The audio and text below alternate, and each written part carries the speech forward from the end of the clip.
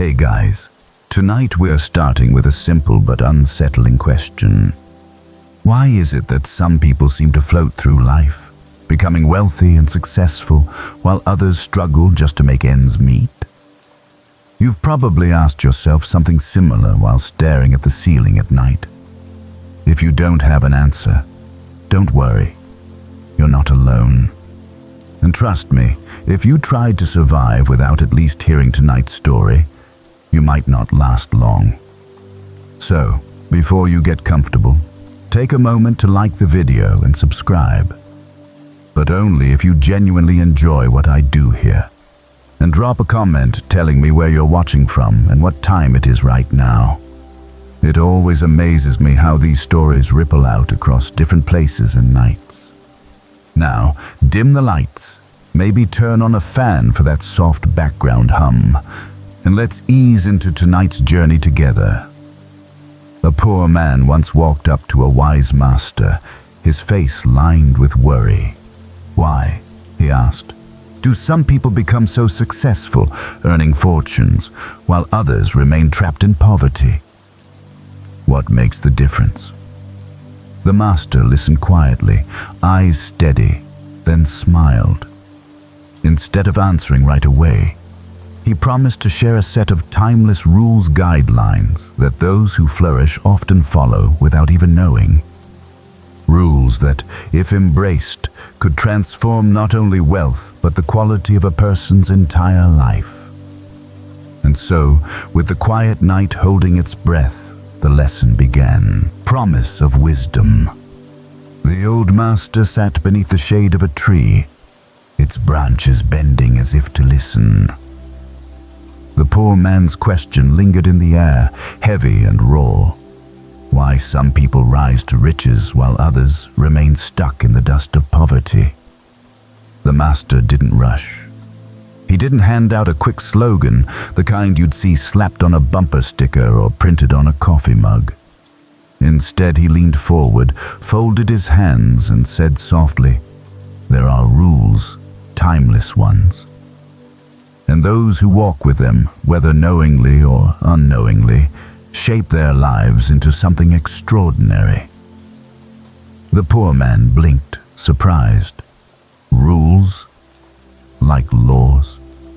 Not the kind the government writes, the master chuckled, but laws of living. Guidelines you can hold on to when the night feels long, when money feels scarce, when fear tries to chain you down. His tone carried both gravity and lightness, like he'd told this story many times, but each telling still carried a heartbeat. The poor man drew closer, knees pressed into the dirt, eyes wide as a child listening to a campfire story. He wanted an answer, something real, something he could take home tonight. The master said, "There are 11 of these rules. 11 stepping stones. Each one, if you let it, will shift your path. I can tell you them all, but you must not only hear them, you must hold them." The poor man nodded eagerly. For a moment, the scene was quiet, the night air filling the silence. Then the master raised one finger. "The first rule," he said, "is about choosing your target. Not just any target. A big one. Life without a true goal is like a boat without a compass. It may float, but it will never arrive." The poor man frowned, thinking of his daily grind, odd jobs, debts, meals scraped together. A goal? He'd barely thought past tomorrow. The master caught the hesitation. "Most people," the master explained, "laugh when asked about their life's goal. They say they haven't thought about it, or that a job is enough. But a job is not a destination, it's a stop along the way. To be successful, you must dare to name the mountain you want to climb, not just the next patch of road." The man's chest tightened. Could he even imagine such a thing? "Don't shrink your life into a corner," the master continued. "Sit down. Think deeply and choose. Not a title, Not a paycheck, but a purpose. It will pull you through storms. Without it, even on calm seas, you will feel lost. The words sank deep, the way a seed presses into soil. The poor man realized that he had been drifting, surviving day by day, but never steering. The master was telling him to pick up the wheel. The master's eyes softened. But even with a goal, doubt will come.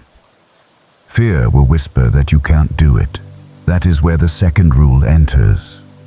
He paused, letting the night breathe, the leaves rustling as if they too leaned in closer. And that second rule, he said slowly, is about trust. Not trust in the world, but trust in yourself. The poor man felt a spark of curiosity flicker. Was belief alone enough to push back against years of hardship? The master gave a knowing smile, as though he could sense the question before it was spoken. "You'll see," he whispered. "But first, you must learn to believe in the strength already living inside you." And just like that, the path opened to the next secret. Rule 1. Big goal. The master's words hung in the air, gentle yet sharp enough to pierce through the poor man's doubts. He leaned in closer, ready to hear more. The master lifted one finger again, his gaze steady and calm. "The very first rule, the one that everything else depends on, is this. You must choose a big goal, not a small, casual wish, not a passing thought. A real goal, the kind that shakes your bones when you say it out loud. Without that, you are only drifting." The poor man swallowed hard. A big goal.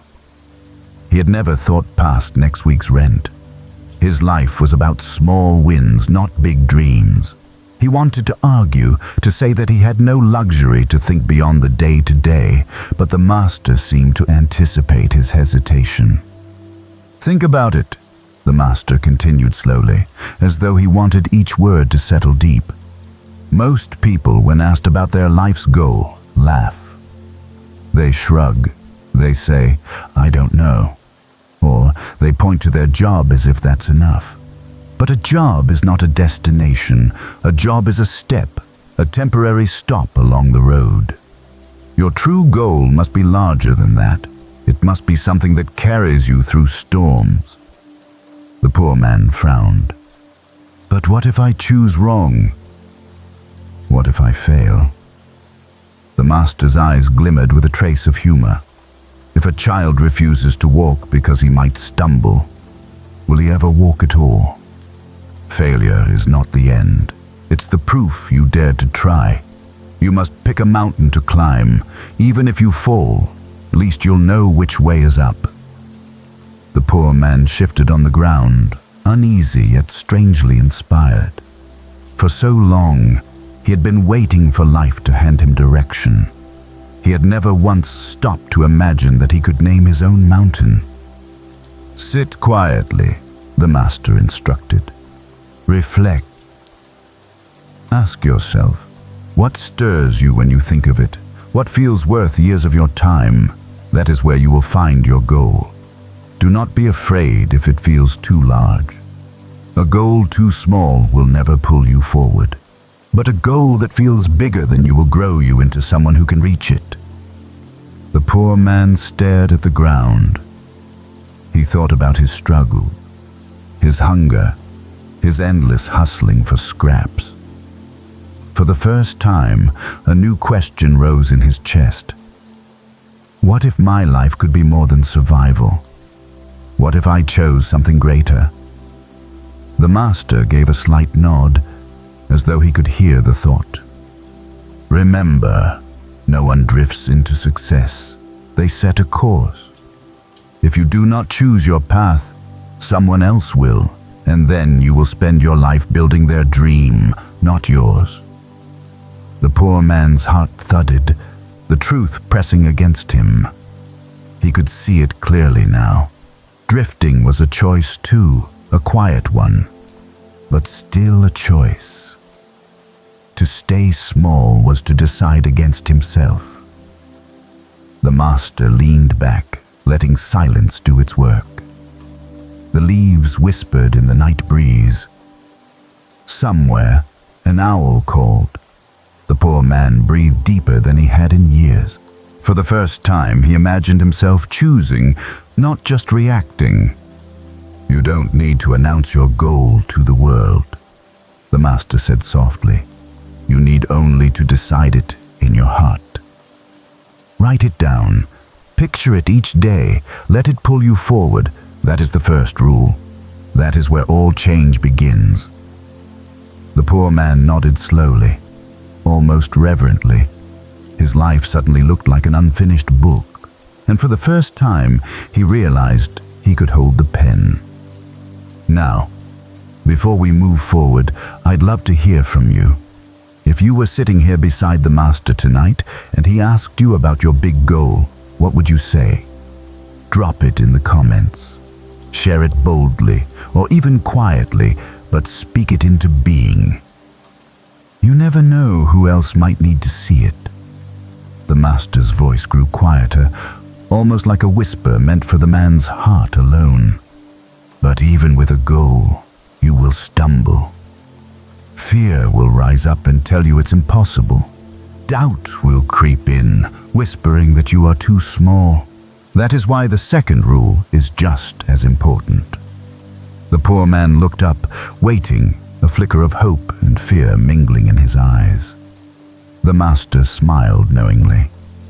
"The second rule," he said, "is to trust yourself.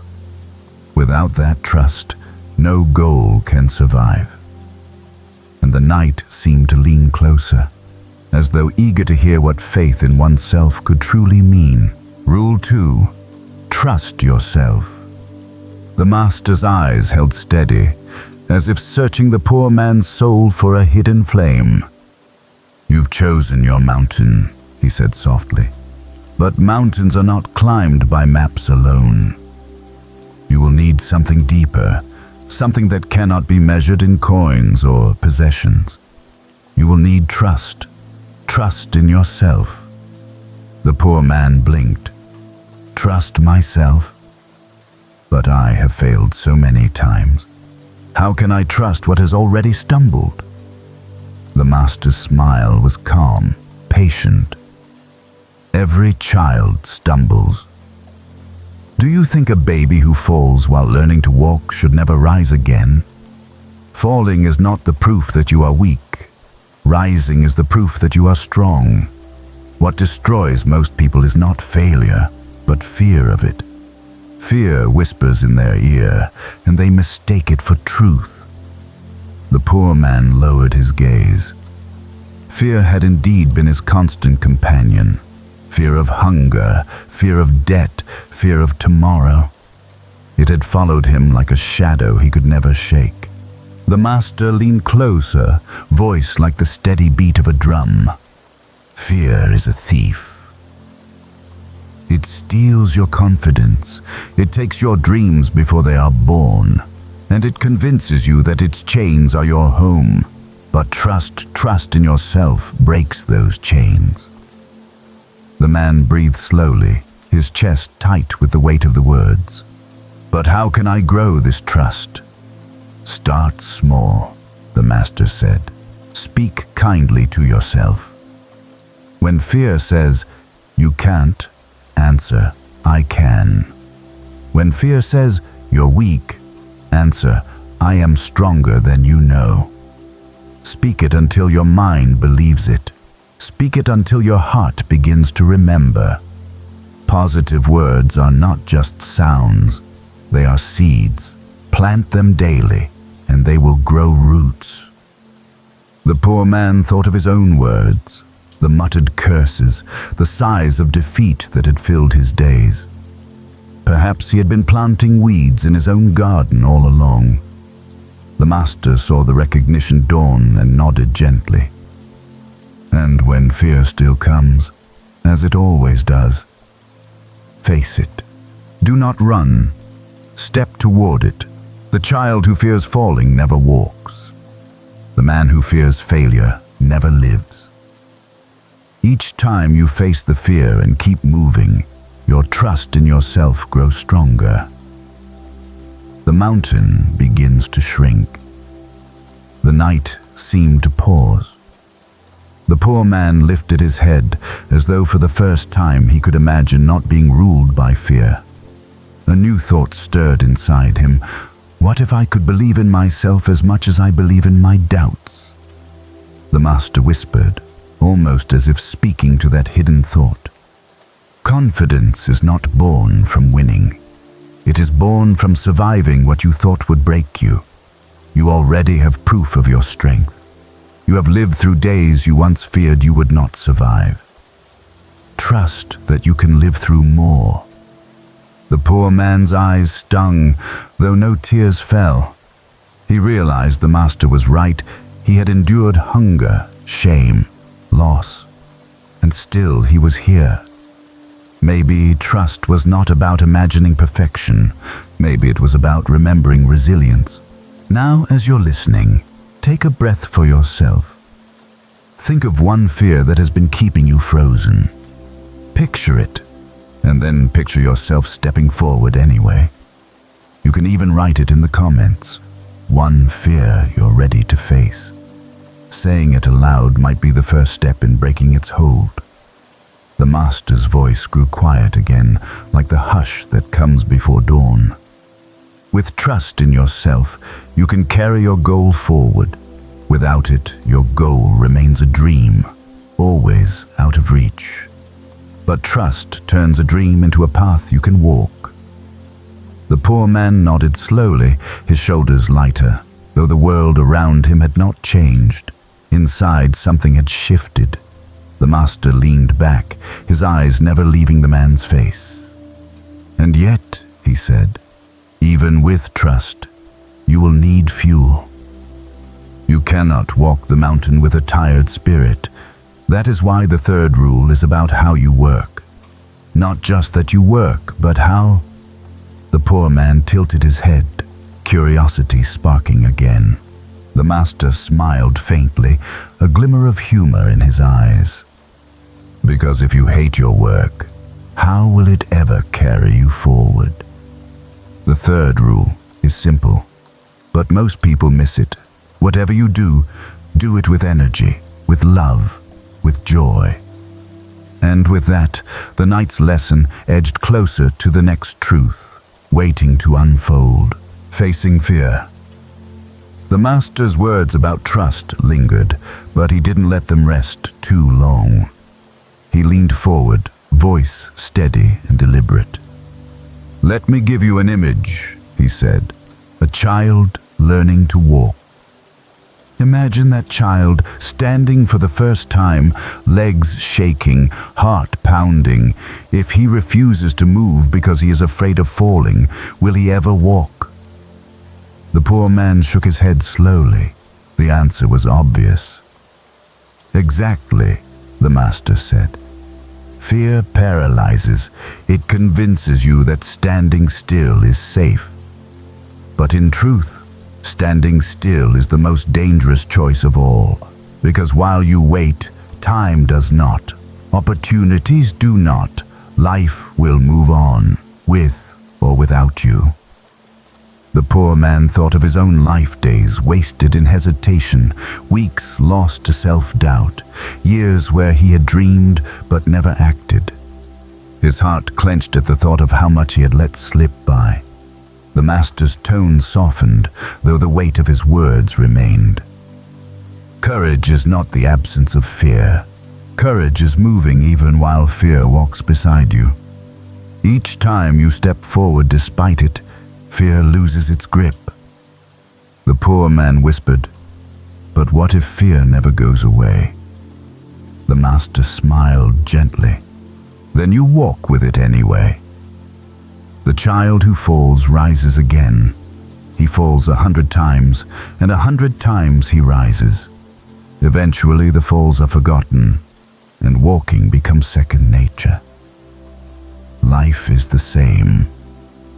You may fall 1,000 times, but each rise makes you stronger. Each rise builds a trust in yourself that no fear can erase. The poor man listened, and for the first time, he felt a flicker of defiance against his own fear. It was small, like a candle in the wind, but it was there. Your fear is not your enemy, the master continued.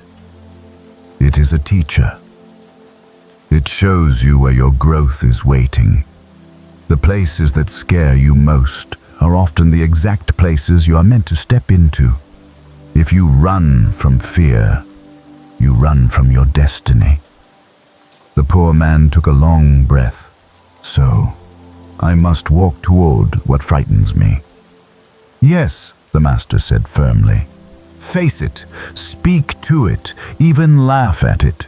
Fear shrinks when you bring it into the light. It only grows in the dark corners of silence. The poor man sat quietly, the idea sinking in. Could it really be that simple? To stand up, to step forward, to refuse to let fear dictate every move?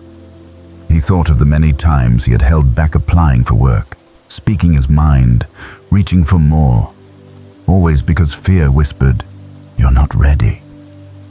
Perhaps he had been ready all along. Now, as you sit listening, take a pause. Think of one fear you've been carrying lately. Maybe it's about money. Maybe it's about failure.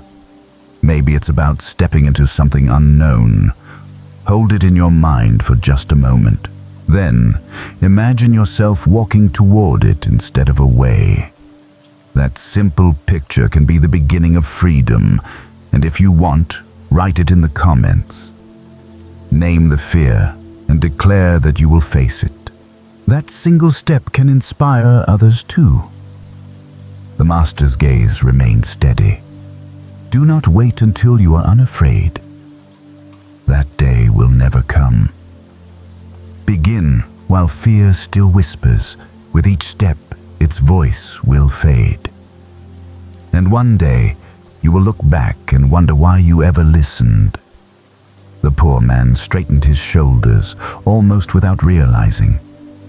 Something inside him was loosening, some invisible knot beginning to unwind. The master let the silence breathe again, the night wind brushing gently through the trees. Then, with a calm certainty, he spoke once more. But there is another secret you must know. Even with courage, even with trust, your journey requires energy. And energy comes from how you work. Not just that you work, but the spirit you bring into your work. The poor man tilted his head, curiosity stirring. The master smiled knowingly. Because if you approach your work with dread, it will drain you dry. But if you bring love to it, passion, even joy, then the same work will fuel you instead of emptying you. That is the third rule. Love what you do, or learn to bring love into it. And with that, the knight leaned in again, ready to unveil the next step of the journey. Rule 3. Love your work. The master's voice flowed like a calm river, steady and unhurried. You have learned to choose a goal, and you are learning to trust yourself enough to face fear. But there is another truth that cannot be ignored. Even with courage, even with trust, you cannot reach the mountain if every step feels like a burden. The third rule is simple but often forgotten. Love your work. The poor man raised his brows, almost startled. Love my work.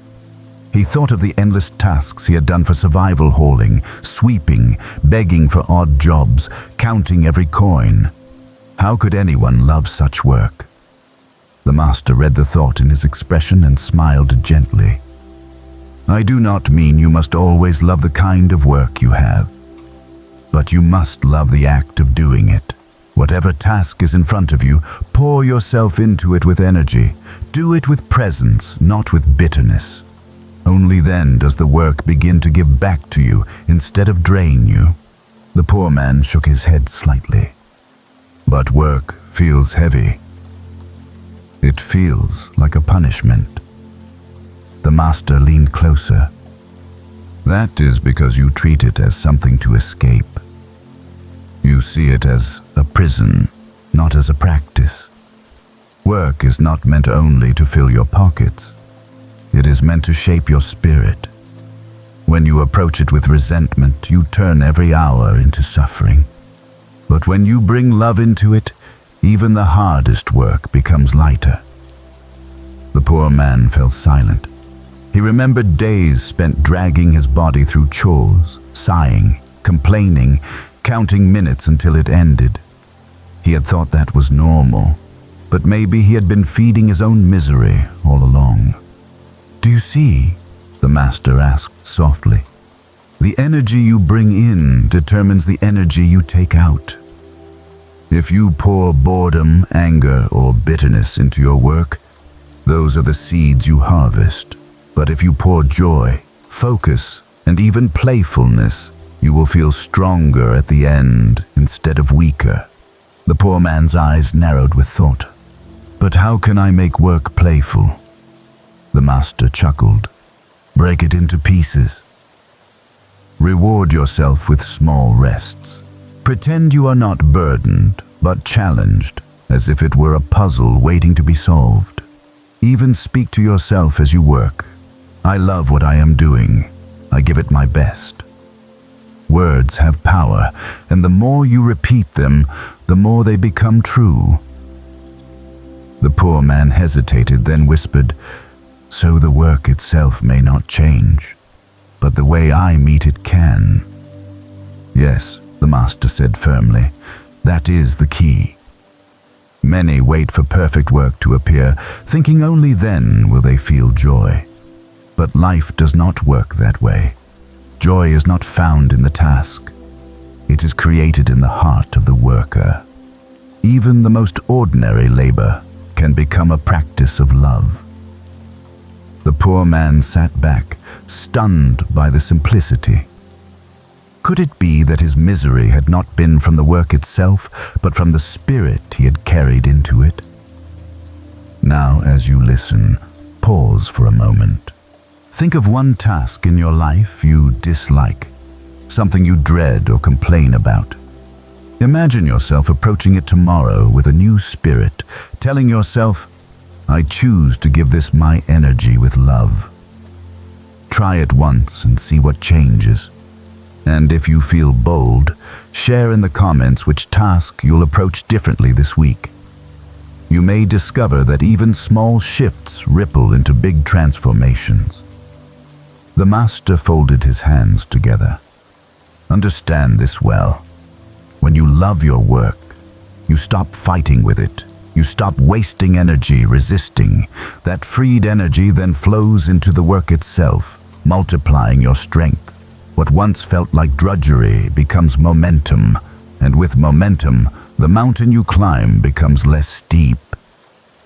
The poor man looked down at his rough, calloused hands. For the first time, he didn't see them as proof of endless suffering, but as proof of endurance. Proof that he could give love to even the hardest labor, and perhaps grow stronger because of it.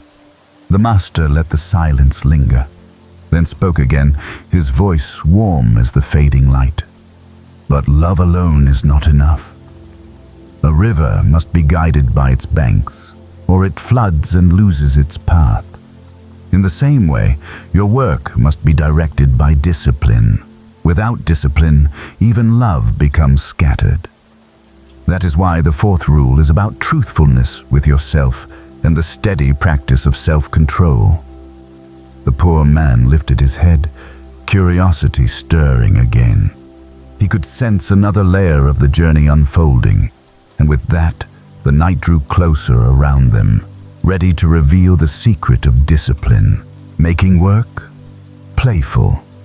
The master's words about loving work still echoed in the poor man's mind. He sat quietly, turning them over as though they were stones in his hand. smooth and solid.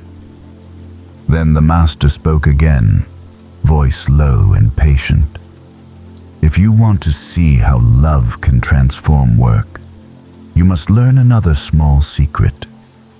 Make your work playful.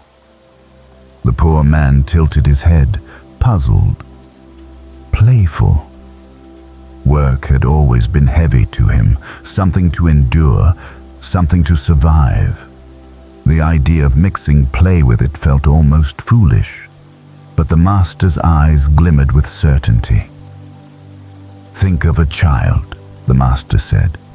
Give a child a pile of stones, and he will build towers, not because he must, but because it brings joy. The same stones in a laborer's hands may feel like a punishment. The stones are the same. The spirit is different. Play is not about the task. It is about the heart you bring into it. The poor man frowned, his rough hands twitching. But how can I make hauling or sweeping into play? These are not games. The master chuckled softly, as if amused by the honesty. Begin by breaking your task into pieces. Each step becomes a small challenge. Reward yourself as you finish each one, even if the reward is only a deep breath or a moment of stillness. Pretend you are competing with yourself to see how well you can do it, how quickly or how gracefully. Add rhythm, add creativity, add curiosity. In these small ways, you turn duty into practice, practice into play. The poor man imagined this. He saw himself lifting a heavy sack, not with dread, but with determination, as if measuring his own strength. He pictured sweeping the floor not as drudgery, but as sculpting space into order. Perhaps, just perhaps, there was room for play. The master leaned closer. Do not confuse play with carelessness. It does not mean you stop caring. In fact, it means you care more deeply, enough to bring joy into the task. When you play, you are fully alive in what you are doing. And that presence makes you powerful. The poor man nodded slowly, something inside him softening. Maybe he could try. Maybe he had been punishing himself by meeting every job with a heavy heart. The master added, even in long work, take pauses. Rest in small intervals. Joy needs breath. When you allow yourself space to breathe, work becomes lighter. It becomes a dance, not a prison. The poor man's eyes widened a little. So the work does not change, but my approach changes everything. Exactly, the master said firmly. Two men may perform the same task. One leaves drained, the other leaves renewed. The difference is not in the task. It is in the spirit. The poor man sat back, realizing how often he had let bitterness poison his energy. He had wasted years believing work had stolen his joy, when in truth, it was his own resentment that had drained him. Now, let me turn to you for a moment. Think of one task in your own life that feels heavy, something you drag your feet to complete. Imagine turning it into a playful challenge, even for a single day. Can you break it into smaller steps? Can you reward yourself after finishing each one? Can you add rhythm or a sense of curiosity just to see how it feels? Try it once. And if you feel moved, share it in the comments. Your idea of play may spark someone else's transformation. The master let silence settle, allowing the poor man to picture his own future with this new perspective. Then he continued, voice calm and unyielding. But remember this. Play without direction is only distraction. Joy without discipline is chaos. To turn work into progress, you must bring yourself into harmony. That is why the next rule speaks of discipline, not the discipline others force on you, but the discipline you hold with yourself. The poor man raised his head. His curiosity, which had begun as a flicker, was now burning brighter. He wanted to know what this discipline looked like, how it could guard his path. And so the night prepared to reveal yet another secret, hidden in the steady rhythm of self-control. Rule 4. Discipline. The master sat in silence for a while, letting the idea of playful work settle like dust after a storm. Then, with a slow breath, he began again.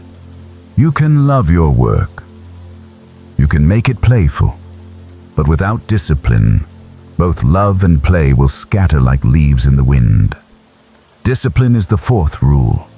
It is the backbone that keeps you walking straight even when the road twists and turns. The poor man furrowed his brow. Discipline. Does that mean living without joy? Does it mean denying myself every pleasure? The master shook his head gently. No. Discipline is not about punishment. It is about alignment. It is the art of keeping your promises to yourself. It is choosing the path you said you would walk, even on days when your body wants to sleep and your mind wants to wander. It is being truthful with yourself. The poor man thought of mornings when he had promised to rise early but stayed under the blanket, of jobs he had left unfinished, of arguments he had wasted time in. His face burned with recognition. The master's voice was steady, but not unkind. Without discipline, you may start strong, but you will not finish. Discipline is what pulls you from bed before the sun rises. It is what keeps your word, even when no one is watching. It is what stops you from wasting hours in anger or distraction. It is self-control, the kind that makes you stronger instead of smaller.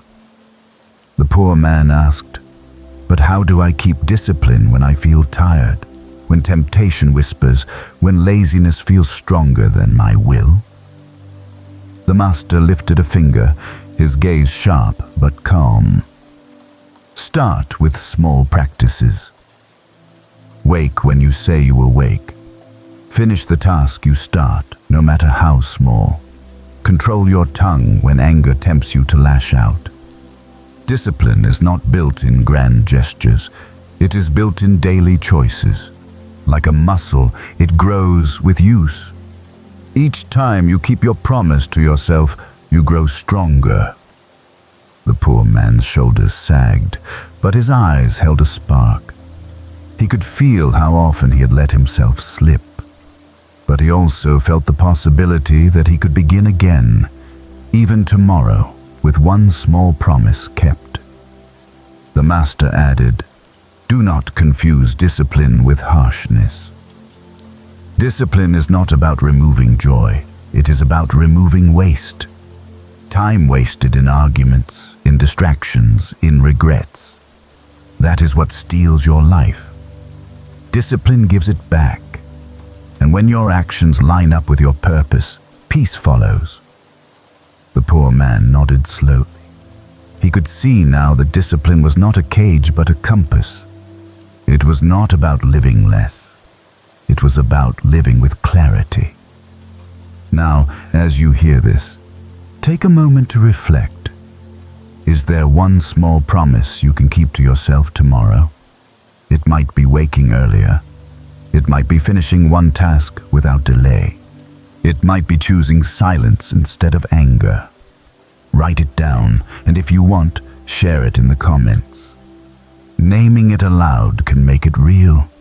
It might even inspire someone else to hold their own promise. The master leaned back slightly, his face serene. Discipline is sacrifice, yes, but sacrifice of the unnecessary. A shopkeeper who opens late each day will lose his customers. A man who chases every distraction will lose his years. But the one who keeps discipline keeps his strength. Without it, success is only a dream. With it, success becomes a path. The poor man breathed deeply, his chest rising with new determination. He could feel the truth of the words, as though they had been waiting in him all along. The master let the night breathe again, then spoke softly, almost like a gentle reminder. But even with discipline, life requires another wisdom. Money flows in and out like a river. Those who do not learn to hold it are left thirsty. That is why the fifth rule is about saving. Without saving, even the hardest work may vanish like sand through your fingers. The poor man's eyes widened with fresh curiosity. The word saving struck him as both simple and mysterious, and the master's calm smile suggested that this next truth, though practical, was as powerful as any. Everyday discipline. The master's words about discipline still echoed in the poor man's chest, stirring memories of wasted days and missed chances. The master, seeing the look on his face, gave a patient nod. Discipline is not built in grand gestures. It is woven into the fabric of ordinary days. It is not just the rule of warriors or monks. It is the rule of shopkeepers, workers, students, mothers, fathers, anyone who wishes to live with purpose. The poor man looked uncertain. But what does everyday discipline really look like? The master smiled, as though the question had been asked 1,000 times. It is simple. Imagine a man who owns a shop. If he opens the doors late each day, if he shows up only when he feels like it, his business will collapse. Customers will stop trusting him, not because he lacks skill, but because he lacks discipline. Now imagine the same man rising early, sweeping his floor, opening on time, keeping his word. Over time, his steady discipline builds trust, and trust builds success. The poor man nodded slowly. He had seen this truth in his own village shops that thrived not because they were the fanciest, but because they were reliable. The master continued. Everyday discipline is about small actions. Waking when you said you would. Finishing what you start. Refusing to waste your hours in endless arguments or idle gossip. These are the invisible victories that shape a life. The poor man lowered his eyes. He remembered mornings when he had promised to rise early, but gave in to sleep. He remembered tasks abandoned halfway, energy drained by anger and distractions. A quiet shame washed over him. The master's voice was kind but firm. Do not punish yourself for the past. Instead, begin today. Keep one promise, then another.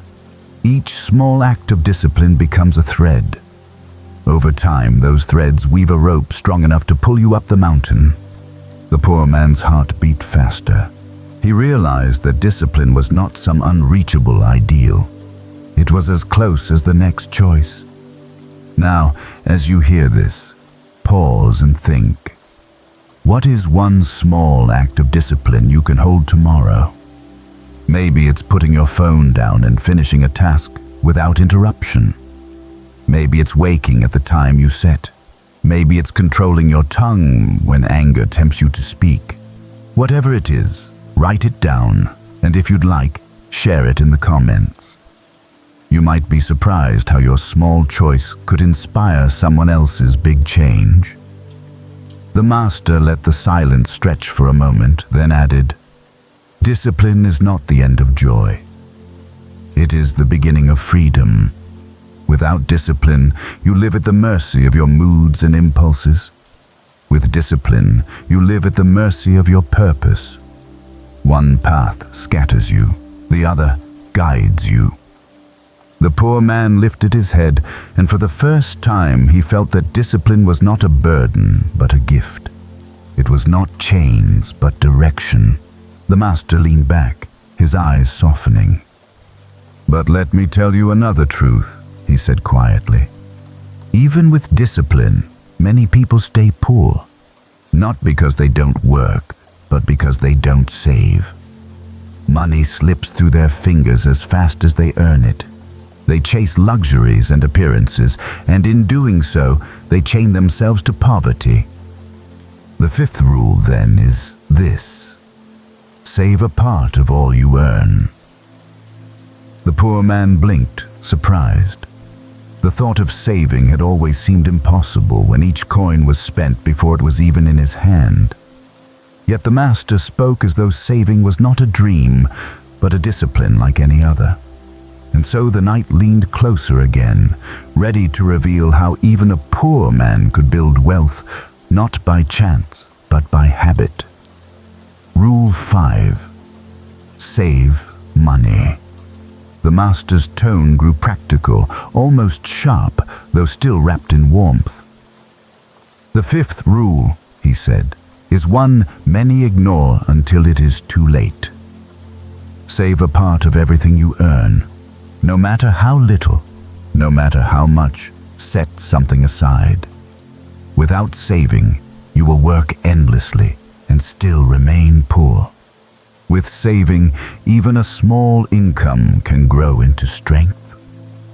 The poor man frowned. But master, I barely have enough to eat. How can I save when every coin disappears the moment it touches my hand? The master's gaze stayed calm. That is the lie poverty tells you, that you cannot save. The truth is, if you can spend, you can save.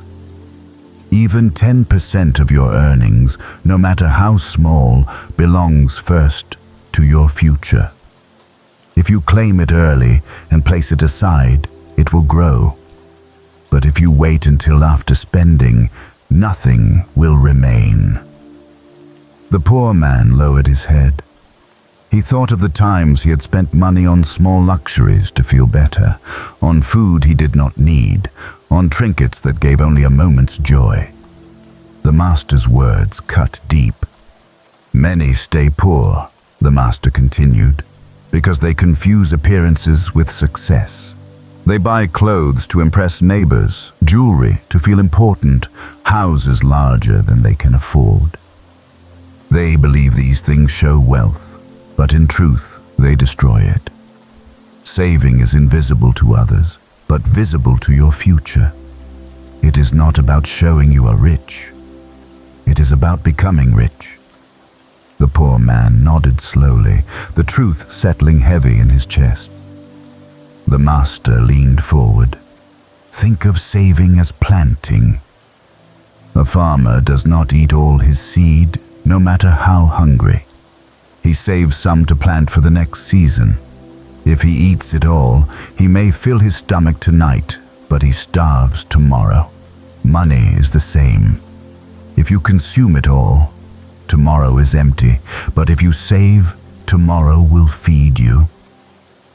The poor man felt a pang of shame. He had consumed every coin, never planting for the future. Saving, the master said softly, is not just about money. It is about respect for your own future self. Each coin you set aside is a message to your future. I will not abandon you. I will prepare for you. The poor man's eyes stung. He had never thought of saving that way, not as deprivation, but as care. Now, as you listen, think for a moment about your own life. Do you set something aside, even a little, for your future? Or does every dollar vanish the moment it arrives? Imagine keeping just a small part, 10%, or even 5%. What would change in a year? In 5 years? Write it down, and if you're brave, share in the comments how you plan to start. Sometimes a single commitment made out loud can reshape the path ahead. The master's voice carried a quiet firmness. Do not wait until you earn more to save. If you cannot save a little when you have little, you will not save when you have more. Saving is not about income, it is about discipline. The poor man breathed deeply, his mind alive with new thoughts. He could see the truth in every word. The master leaned back, his face calm as the night itself. When you save, you build stability. And when you build stability, you are free to take greater steps. Saving is the root of wealth, but roots alone are not enough. To climb higher, you must also think differently. You must not only act as a worker, you must begin to think like a leader. The poor man lifted his head, curiosity stirring again. Leader. He had never thought of himself as one. He was just a man, surviving. But the master's eyes suggested that leadership was not reserved for kings or rulers, and the night seemed to draw in closer, ready to unveil the sixth rule, where the mind of a leader becomes the tool of success. Breaking the trap of spending. The master's voice carried the weight of experience, like someone who had watched countless people stumble into the same pit. Most who remain poor do so not because they cannot earn, but because they cannot resist spending. They confuse wants with needs, and their hunger for appearances devours their future. The poor man lowered his eyes.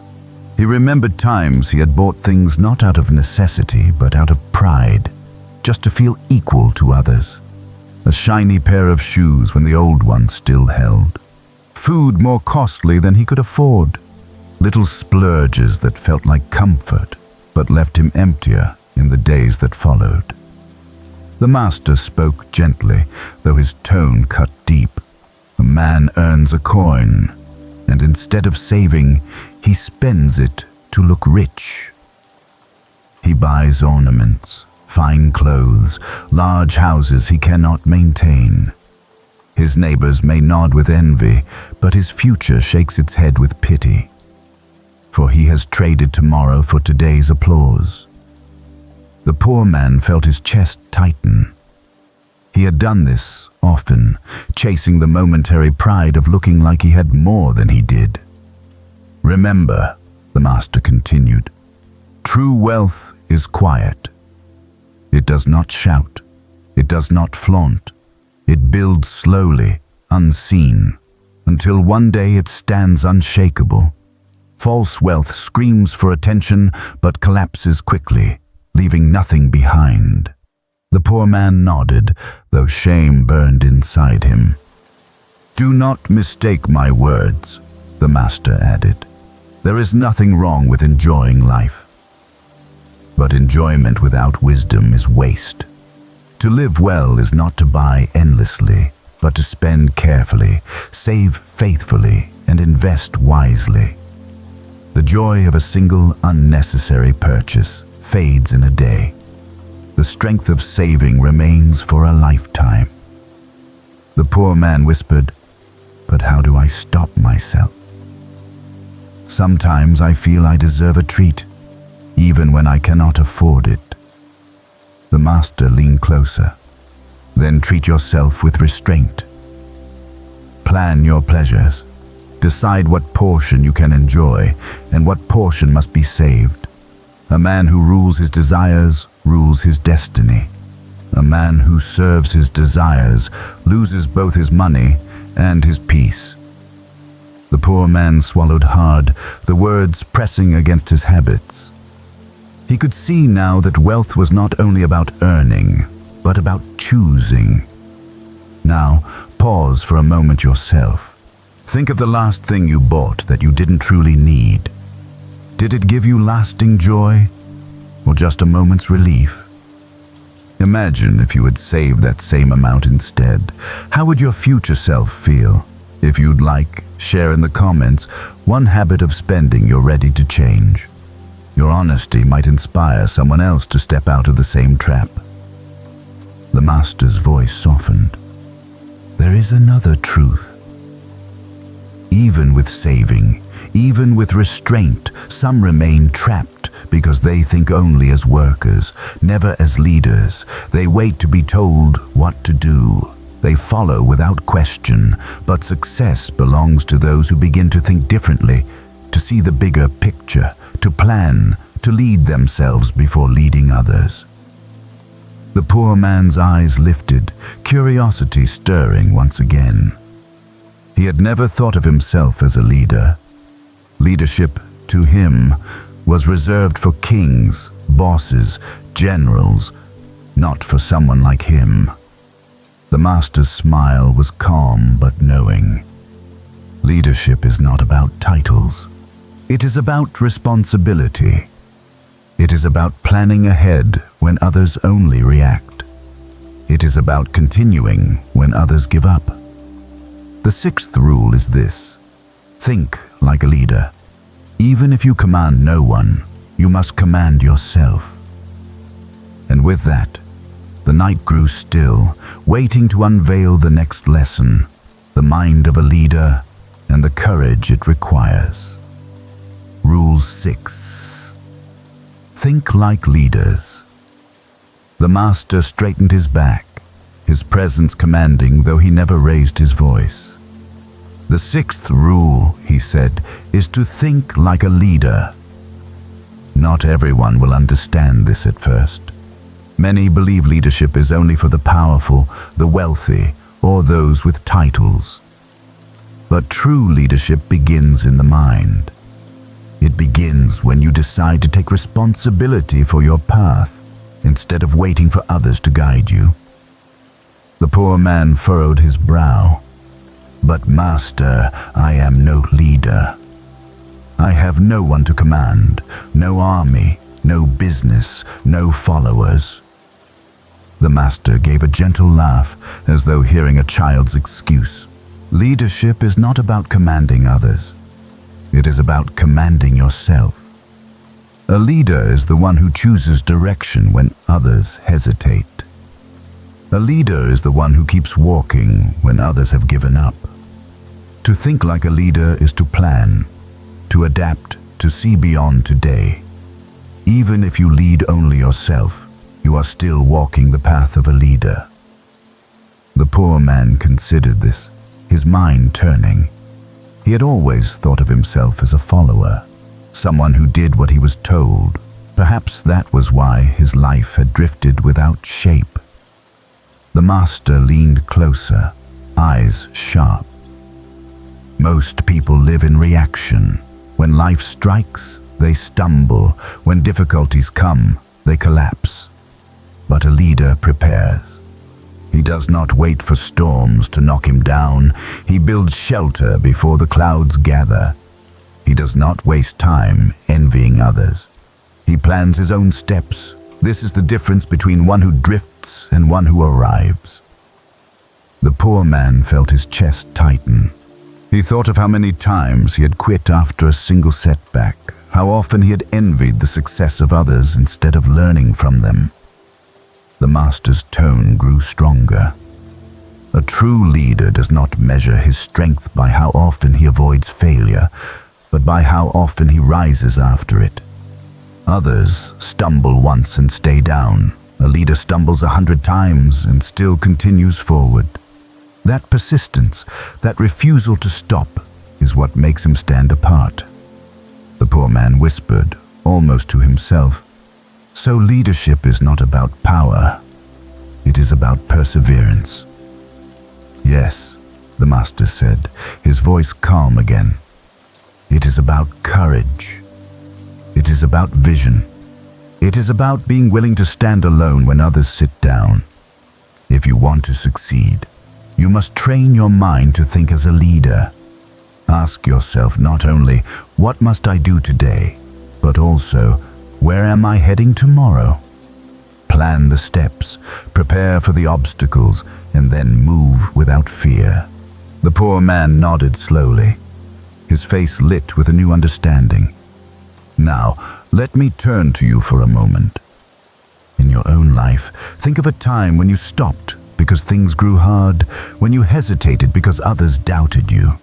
What if, in that moment, you had thought like a leader? What if you had pushed forward, not for applause, but because your path demanded it? Reflect on it. And if you wish, share in the comments one area of your life where you will begin leading yourself instead of waiting for someone else. The master let the silence stretch again, his eyes holding the poor man's. Then he spoke softly, with a faint smile. But leadership is not only about perseverance. It is also about creativity. A leader does not simply follow the worn path, he dares to step into the unknown, and that is where the seventh rule begins. The poor man's heart quickened. He felt the weight of the lesson, but also the spark of curiosity for what was to come. And so the knight leaned forward, ready to whisper the secret of thinking differently, of breaking free from the ordinary, and of creating something new. Persistence of leaders. The master's eyes gleamed with quiet fire as he continued. Leadership is not a crown on the head. It is a flame in the chest, and that flame burns brightest not in victory, but in persistence. Many men give up after 2 or 3 failures.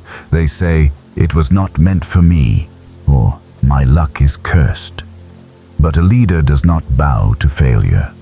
He learns, he adjusts, and he tries again and again, until the mountain finally yields. The poor man thought of his own past, how many times he had given up when the way grew too hard. He had started small ventures, only to quit after the first setback. He had blamed fate, fortune, even God. Never once had he considered that his own lack of persistence had sealed his fate. The master spoke firmly, yet with compassion. Do you know the difference between an ordinary man and a leader? It is not talent, nor riches, nor education. It is this. The ordinary man falls and stays down. The leader falls and rises no matter how many times. One man allows failure to be the end of his story. The other makes it only the beginning of the next chapter. The poor man's throat tightened. The simplicity of it stung him. Could the path to success truly be as straightforward as refusing to stay down? The master nodded slightly, as if answering the unspoken thought. Yes, greatness is not born of perfection. It is born of endurance. If you can outlast your failures, you will outlive your doubts. And in time, the world will call you strong, not because you never fell, but because you always rose. The poor man whispered, "But what if I rise 100 times and still see no progress?" The master's smile was gentle, almost fatherly. Then rise 101. Each rise is progress, even if you do not yet see it. Each step, each attempt, each breath you take in defiance of defeat carves the path forward. The mountain does not reveal its summit to those who quit halfway. The poor man felt a flicker of strength within him, a new possibility forming. Now, pause and reflect on your own life. Where have you fallen? Where have you told yourself it was the end? Imagine standing again, not for applause, not for recognition, but simply to keep walking. That small act of rising again may be the very thing that changes your story. And if you want to hold yourself accountable, share in the comments one place where you are ready to rise again. Your courage might be the spark someone else needs tonight. The master's voice slowed, the words sinking deeper. Remember this truth. Persistence is more powerful than talent. It outlives luck. It outlasts criticism. It endures when all else fails. A true leader cannot be stopped because he does not stop himself. The poor man breathed deeply, his chest rising as though filled with new air. For the first time, he imagined himself enduring, continuing, refusing to quit no matter the obstacle. The master leaned back, his gaze soft but unshakable. But persistence alone is not enough. If you only repeat the same steps, you will circle endlessly. A leader must also dare to step beyond the old paths, to think differently, to create where others only copy. That is why the next rule is about creativity, about breaking from the line and daring to be new. The poor man's eyes brightened, curiosity pulling him forward again. Creativity. He had always believed that belonged to artists, inventors, people born with talent. Could it belong to him too? And the night seemed to lean closer, ready to reveal how even hardship could give birth to new ideas, and how thinking differently could open doors no one else saw. Rule 7. Be creative. The master's voice softened, but it carried a spark of mischief, as though he was about to reveal a secret most people overlook.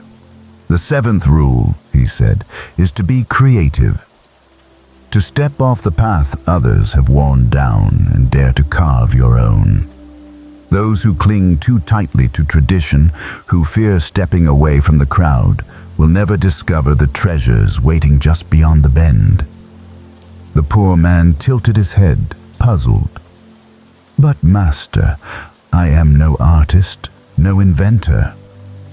How can I be creative when I have nothing new to offer? The master smiled knowingly. Creativity is not only for artists. It belongs to every soul who dares to see differently. To be creative is to ask questions where others stay silent. It is to search for new solutions when others complain about old problems. It is to look at your hardship and ask, what can this teach me, rather than, why me? Creativity is the courage to imagine alternatives.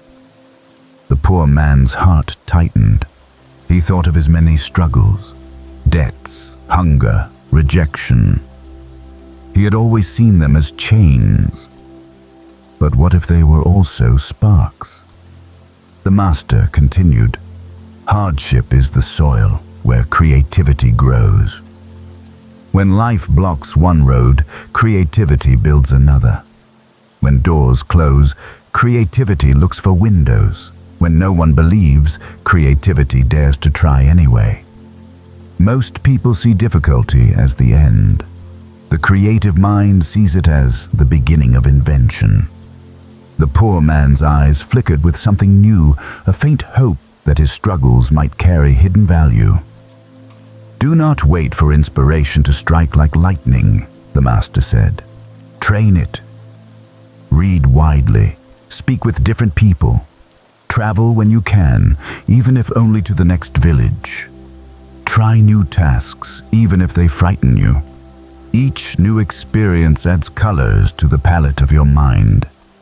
And when the day comes that life demands a solution, you will have the tools to paint it.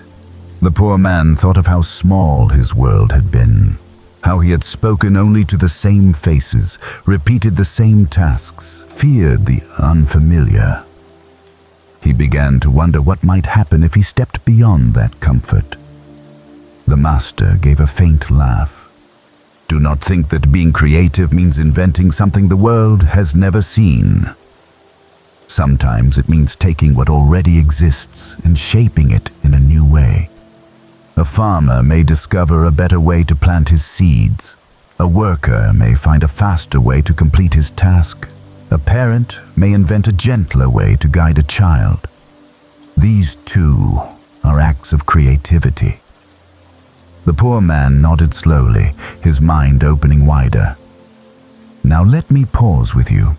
Think of one place in your life where you've been stuck, repeating the same action with the same result. What if you tried something new? A different approach, a new question, a fresh perspective. You don't have to solve the world's problems. Just shift your angle. If you want, write it in the comments. A problem you'll approach creatively this week. You never know how your idea might help someone else who's listening right now. The master's eyes softened. Creativity is not about being clever. It is about being alive.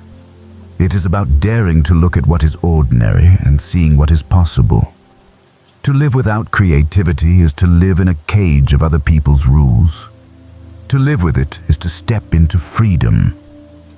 The poor man breathed deeply, as if a door inside him had opened. He had thought creativity was beyond him. Now he saw it might already be in his hands, waiting for him to use it. The master let the night rest for a moment, then spoke again, his tone returning to steady wisdom. But do not stop with creativity. For even the most creative mind will falter if it does only what is asked and nothing more. To stand out, to climb higher, you must go beyond expectation. That is why the 8th rule is about giving more than required, about doing more than you are paid for, and in doing so, setting yourself apart. The poor man lifted his head, his curiosity alive once more, and the night, as if leaning closer to the fire of the lesson, waited to reveal the power of giving more. Creativity in hardship. The master's voice grew thoughtful, his eyes reflecting a wisdom carved from years of watching people struggle and rise. You see, he said gently, creativity does not usually bloom in times of comfort. It is hardship that sharpens the mind, suffering that pushes a person to search for answers. When life is easy, we sleep. When life is hard, we awaken. The poor man shifted uncomfortably. He knew the weight of hardship all too well, nights without food, debts that gnawed at him, days spent with hands blistered and body aching. To think of such misery as a source of creativity felt almost insulting. Yet the master's calm certainty made him pause. The master leaned closer. When you are hungry, you imagine new ways to feed yourself. When you are rejected, you discover new paths to belong. When you lose, you search for new ways to win. Pain forces invention. Struggle gives birth to vision. That is why some of the greatest ideas in this world were born in the darkest moments. The poor man thought of stories he had heard: men who built businesses from nothing, women who raised families in the harshest conditions, people who turned failure into strength. Perhaps, he thought, there was truth here. The master continued, do not curse your struggles. They are not chains, but chisels. Each strike shapes you into something new. Creativity is not a luxury, it is survival. It is the art of refusing to stop when the world says you should. The poor man whispered, so my struggles, they could be the very thing that makes me strong? Yes, the master said firmly. They are your forge. Use them. Ask yourself not, why is this happening to me? But what can I create because of this? The question changes everything. The poor man sat in silence, his heart stirred by the possibility that the pain he carried might be more than just a burden. Now, take a moment for yourself.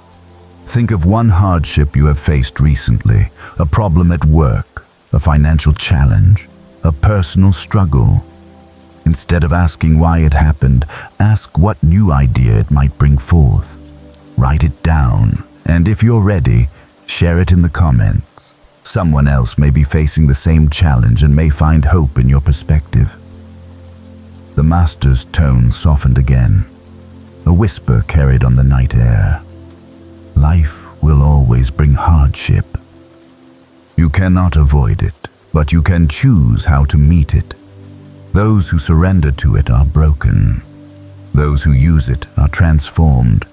And in that transformation, creativity becomes not just an idea, but a way of living. The poor man looked up at the stars overhead. Their light scattered across the darkness.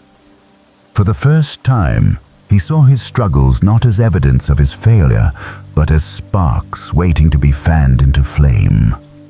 The master watched him quietly. then gave a small nod. And yet, creativity alone is not enough. To rise higher, you must also give more than you are asked. Most people stop at the bare minimum, but those who succeed, those who stand apart, they always do more. That is the 8th rule. The poor man's curiosity stirred again. He wondered what it meant to give more when he already felt he had so little. And the knight seemed to lean forward with him, eager to reveal how giving beyond expectation could become the key to greatness. Rule 8. Do more. The master's voice carried a new firmness, as though this lesson required no soft edges. The 8th rule, he said, is to always do more than what is asked of you. Not less, not the same more. If you are paid for an hour, give an hour and 10 minutes. If you are asked for one task, complete it and then help with another. This is how you separate yourself from the crowd. This is how people remember you. The poor man frowned.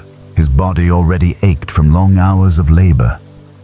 But Master, I feel I have so little energy left. How can I give more when I already give all I have? The master's expression softened, though his words remained steady. Understand this well. Doing more is not about exhausting yourself. It is about attitude. Most people give only what they must, and they give it grudgingly, as though each moment is stolen from them. Their work carries bitterness, and so no matter how much they do, they remain invisible.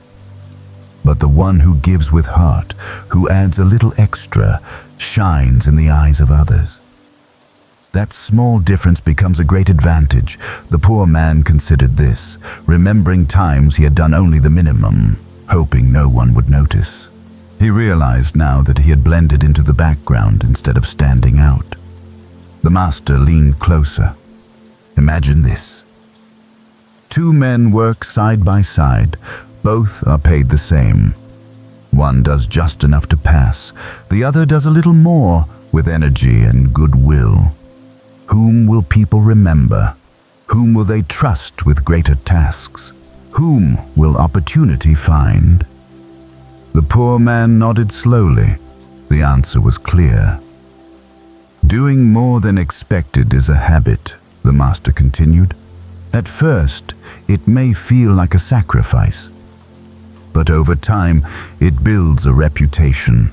People will say, he can be trusted, he goes beyond. And when greater opportunities appear, they will seek you first.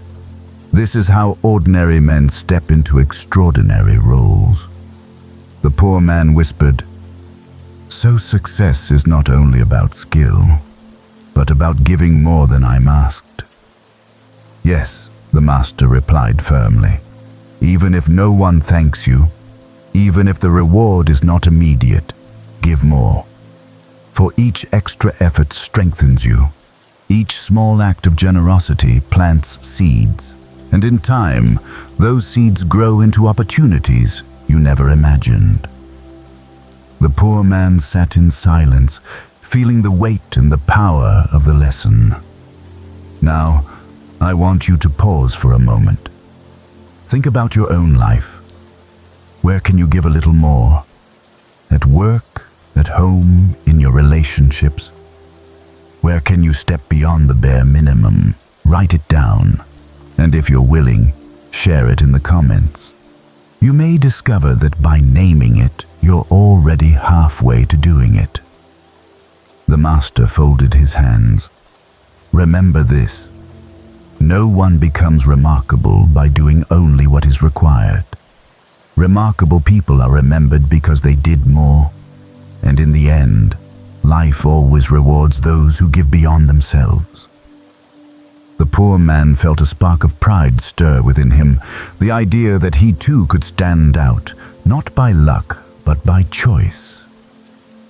The master's voice grew quiet again. But even with this, there is something more to understand. Your efforts will shine brightest when paired with a presence that draws others near.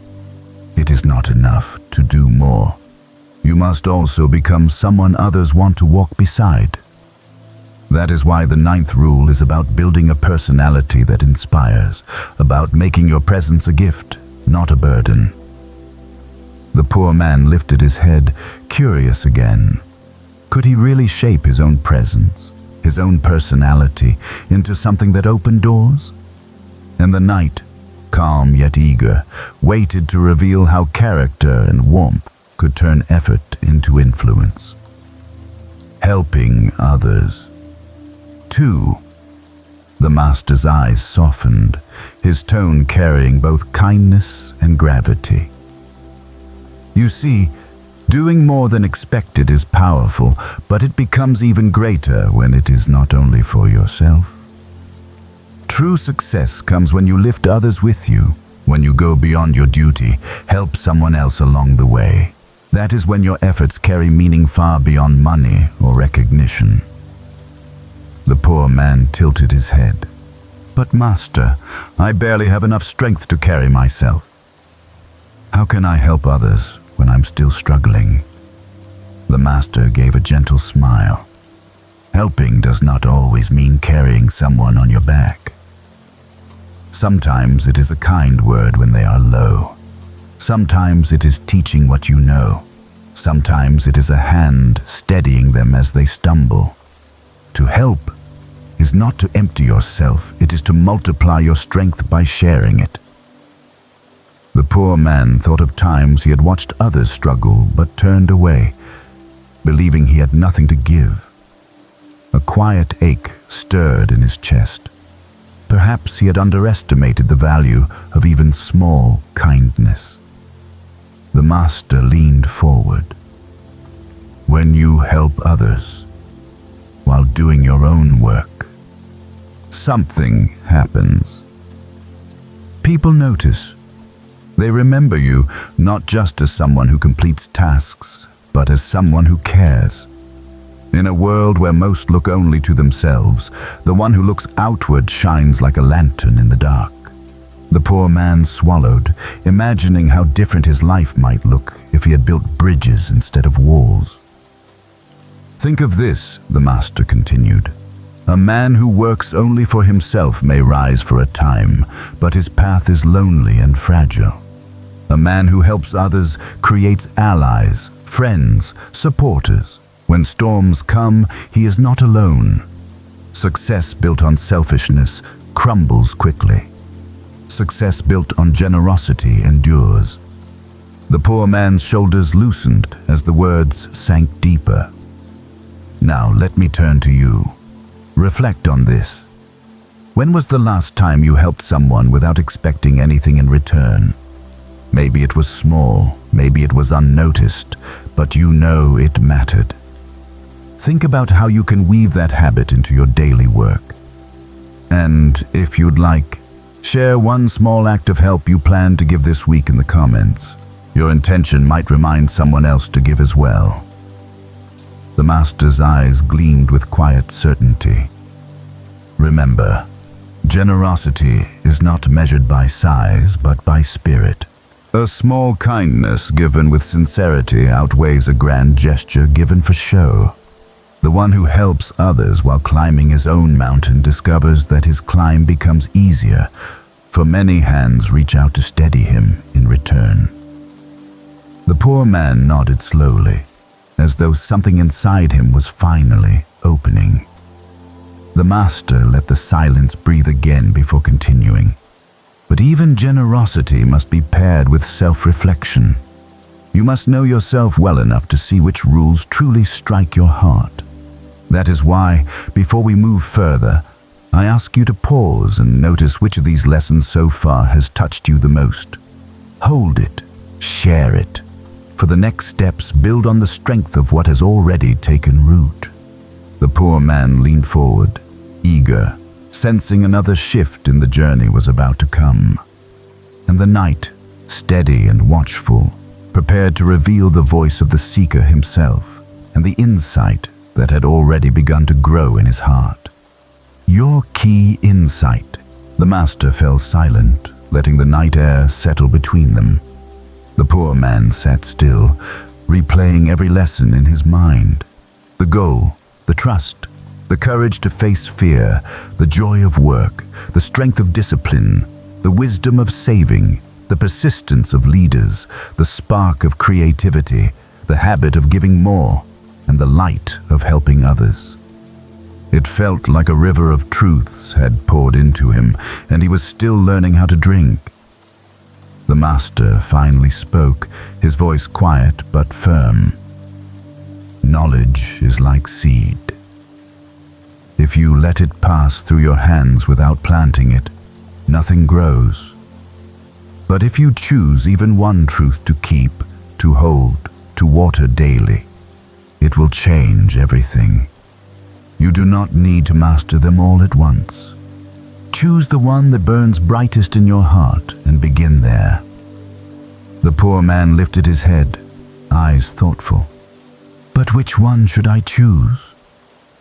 "They all feel heavy with meaning." The master smiled. "That is for you to decide. What strikes you most? Is it the call to set a greater goal, the courage to trust yourself, the discipline to save, or perhaps the reminder to help others as you climb? Only you can know which key will unlock your next door."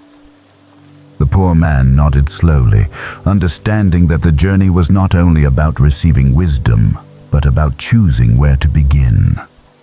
"And now I will turn to you, listening in the quiet of your own night. Of all these rules, which one has struck you deepest so far? Which truth feels like it is speaking directly to your life? Take a moment, reflect, and write it in the comments. Not only to mark it for yourself, but because someone else may be waiting to hear the same thing. Your words might be the spark they need tonight." The master's tone warmed. When a man speaks the truth that touches him, he strengthens it. When he keeps it hidden, it slips away. Do not be afraid to say aloud which lesson you will carry. It is the first act of planting. The poor man sat quietly, his chest rising and falling with a new sense of responsibility. He realized that wisdom was not a gift to admire, but a tool to use. The master leaned forward slightly. "Remember, my friend, reflection is part of growth. Do not hurry past it. Take the time to see what has already shifted in you, for wisdom unreflected is wisdom wasted." The poor man closed his eyes for a moment, letting the words breathe inside him. When he opened them again, there was a softness that had not been there before, a quiet readiness. The master, seeing this, gave a small nod. "Good, you have begun to plant, but there is more. For even as you choose what lesson to carry, you must also carry yourself in a way that draws others near. Wisdom without presence is like a lamp hidden under a basket." The next rule is about shaping your personality, your spirit, so that your presence itself becomes a force for success. The poor man tilted his head, curiosity stirring once more. Personality, presence. He had never thought of himself as someone who could attract or inspire others. But the master's calm expression told him this truth was as essential as any before it. And so the night leaned closer again, waiting to reveal how character and presence could shape destiny just as much as action and effort. Rule 9. Attractive personality. The master's eyes grew softer, and his tone took on the warmth of a father speaking to a child. "The 9th rule," he said slowly, "is to build a personality that draws others in. Not through force, not through wealth, but through presence. A man's character can be his greatest ally or his heaviest chain. If people feel heavy around you, they will avoid you. If they feel lighter, brighter, stronger around you, they will seek you out. And with them will come opportunity." The poor man frowned, touching his worn clothes, his calloused hands. "But Master, how can I have an attractive presence when I own so little? I have no fine clothes, no perfume, no wealth to impress anyone." The Master chuckled softly, his smile almost playful. "Presence is not measured in silk or gold. You can wear the simplest shirt and still shine brighter than a man covered in jewels. True attractiveness comes from how you carry yourself. Cleanliness, a gentle smile, kindness in your voice, and sincerity in your heart. Even poor clothes, if clean and cared for, speak of respect for yourself and others." The poor man lowered his eyes, realizing how often he had neglected himself, wearing the same dirt-stained shirt, avoiding people out of shame. The Master leaned forward. "Your body is the home of your spirit. Care for it, wash it, groom it, keep it strong, but more than that, keep your inner self clean. Speak truth, keep patience, show compassion. People are drawn not to the sparkle of your jewelry, but to the warmth of your smile, the kindness in your actions."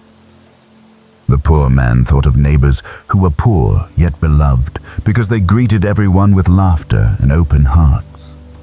Perhaps he had overlooked this truth. The Master's tone grew firmer. "Personality is power. A man with a warm smile and an open hand will always go further than one with a bitter tongue and a closed fist. If you wish to be successful, you must be someone others want to walk beside.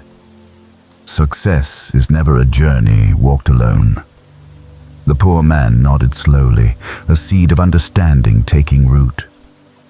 "Now pause for a moment yourself. Think of how people feel when they are around you. Do they feel drained, or do they feel lifted? Do you greet them with warmth or with indifference? This is not about pretending.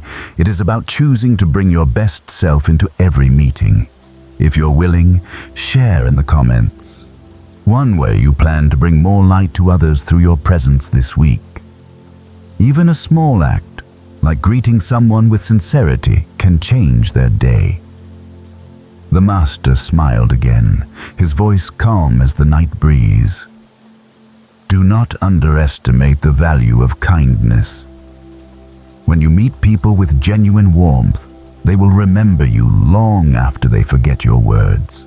And when the time comes, those relationships will open doors no effort alone could force open." The poor man looked up, his face lit with quiet hope. He had never thought of himself as someone who could inspire others, but now he saw that personality was not a gift for the chosen few. It was a habit he could build, one smile, one word, one act at a time. The Master's eyes gleamed with wisdom as he leaned back. "But even as you grow your presence, there will always be voices that seek to pull you down. People who mock, who criticize, who see only your flaws. You must learn the next rule: to ignore such voices, to protect your spirit from needless battles." The poor man's expression shifted. He knew those voices well, for they had surrounded him all his life. And so the night, patient and steady, prepared to unveil the strength of silence and the wisdom of not wasting energy on critics. Inner beauty matters. The Master's voice turned softer, though it carried a steady weight. Outer appearance can catch the eye, but inner beauty holds it. A man or woman may shine with fine clothes, polished shoes, or carefully styled hair, but if their heart is cold, their presence will wither quickly. True beauty is in the spirit. It is in how you speak, how you listen, how you treat others when no one else is watching. The poor man shifted uneasily. He had always believed his ragged clothes, his tired face, his empty pockets made him invisible. He thought people turned away because of what he lacked on the outside. The master shook his head gently, as though he could hear the thought. There is nothing wrong with caring for your body and dressing well. In fact, it shows respect. But never confuse clothing with character. A smile can outshine silk. A patient word can be worth more than gold. The world will forget what you wear, but it will not forget how you made them feel.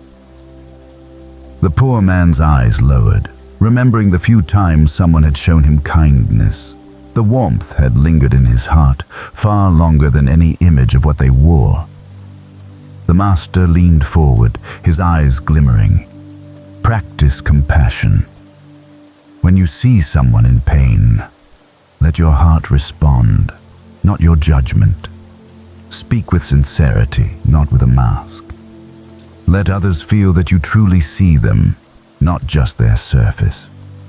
This is the inner beauty that cannot fade with age or poverty.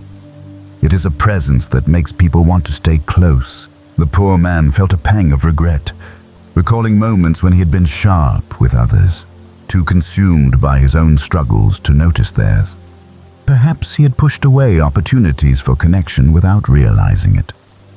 The master continued, "Remember, inner beauty is not about perfection, it is about authenticity.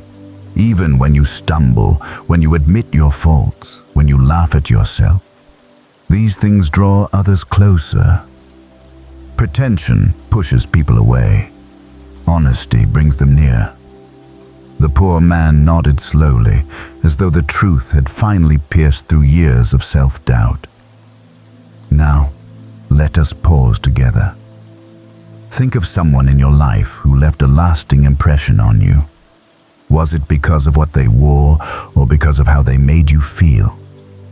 Likely, it was their kindness, their authenticity, their warmth. Reflect on this, and if you'd like, share in the comments what quality of inner beauty you most admire in others and what you would like to strengthen in yourself. The master let a moment of silence stretch, allowing the thought to deepen. Then he added quietly, "The world often tells us to shine brighter on the outside. But those who truly succeed, who are remembered long after their faces fade, are the ones who tended to their inner light. That light cannot be dimmed by poverty, nor by time." The poor man lifted his head, a new calm spreading across his face. He began to see that even with his worn clothes and calloused hands, he could still build a presence that mattered, one born of compassion, sincerity, and humility.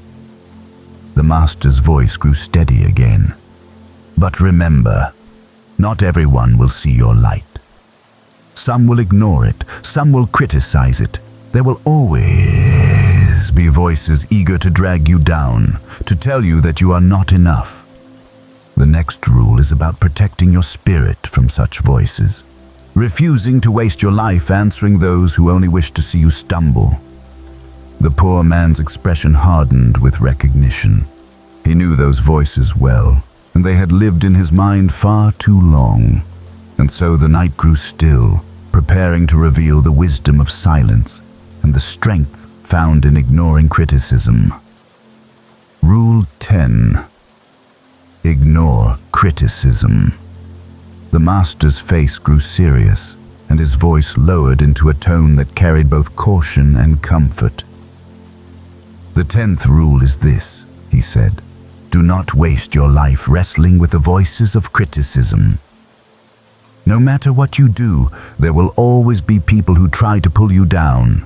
If you rise, they will say you are arrogant. If you fall, they will laugh. If you do nothing, they will still complain. Their voices are endless. Your time is not." The poor man nodded slowly, a deep shadow passing over his face. He could still hear the words of neighbors who mocked him for failing, who sneered when he tried something new, who whispered that he would never escape poverty. Those voices had cut deeper than hunger. The master continued, "Understand this truth. People criticize for many reasons. Sometimes it is envy. Sometimes it is fear. Sometimes it is because they have given up on their own dreams and cannot bear to see someone else chase theirs. Whatever the reason, their criticism belongs to them, not to you. The poor man looked down, his hands curling into fists. But their words feel heavy. How can I ignore them when they echo in my mind? The master leaned closer, his gaze steady. By refusing to feed them. When someone insults you, you have two choices. You can take the poison into your heart, or you can let it pass. If you argue, if you fight, you have already lost, for you have given them your time and your energy. But if you remain steady, silent, and continue on your path, their words fade into the wind. The poor man drew in a deep breath, imagining what it would feel like to walk past the sneers, to hold his head high without answering back. Do not mistake silence for weakness, the master said firmly. It is strength. Anyone can shout back. Only the strong can keep walking. Your energy is too precious to waste on battles that lead nowhere. The poor man nodded, though part of him still wrestled with the sting of old wounds. Now pause for yourself. Think of the last time someone criticized you unfairly. Did their words change the truth of who you are? Or did they only distract you? Reflect on how much energy you might save if you chose not to answer every critic. And if you feel ready, share in the comments one way you plan to protect your energy from negativity this week. Your choice might inspire someone else to let go of their battles too.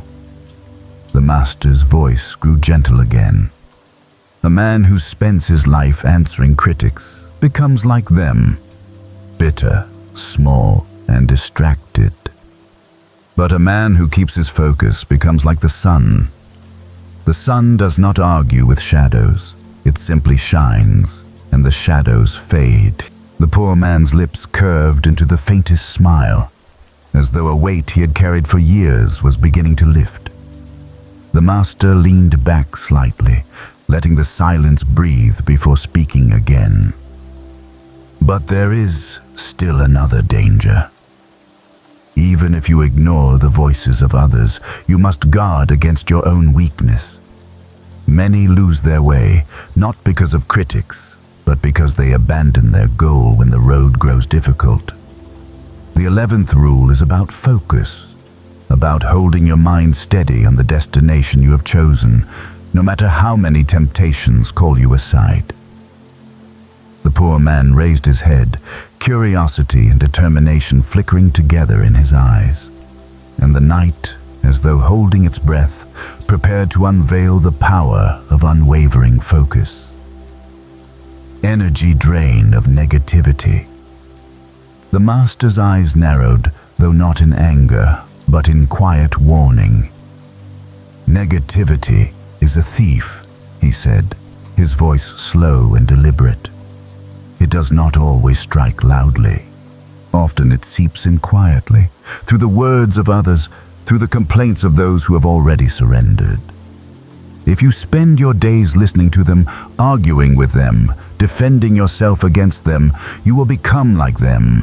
Your energy will drain, and your path will fade. The poor man shifted uneasily. He knew too well what the master meant. He had wasted hours locked in debates with neighbors who mocked his small dreams, wasted days replaying insults in his mind, wasted nights imagining clever responses he never gave. Those voices lived in him long after the people had gone. The master leaned forward, eyes steady as stone. Do not give your power to them. Do not let their bitterness live in your heart.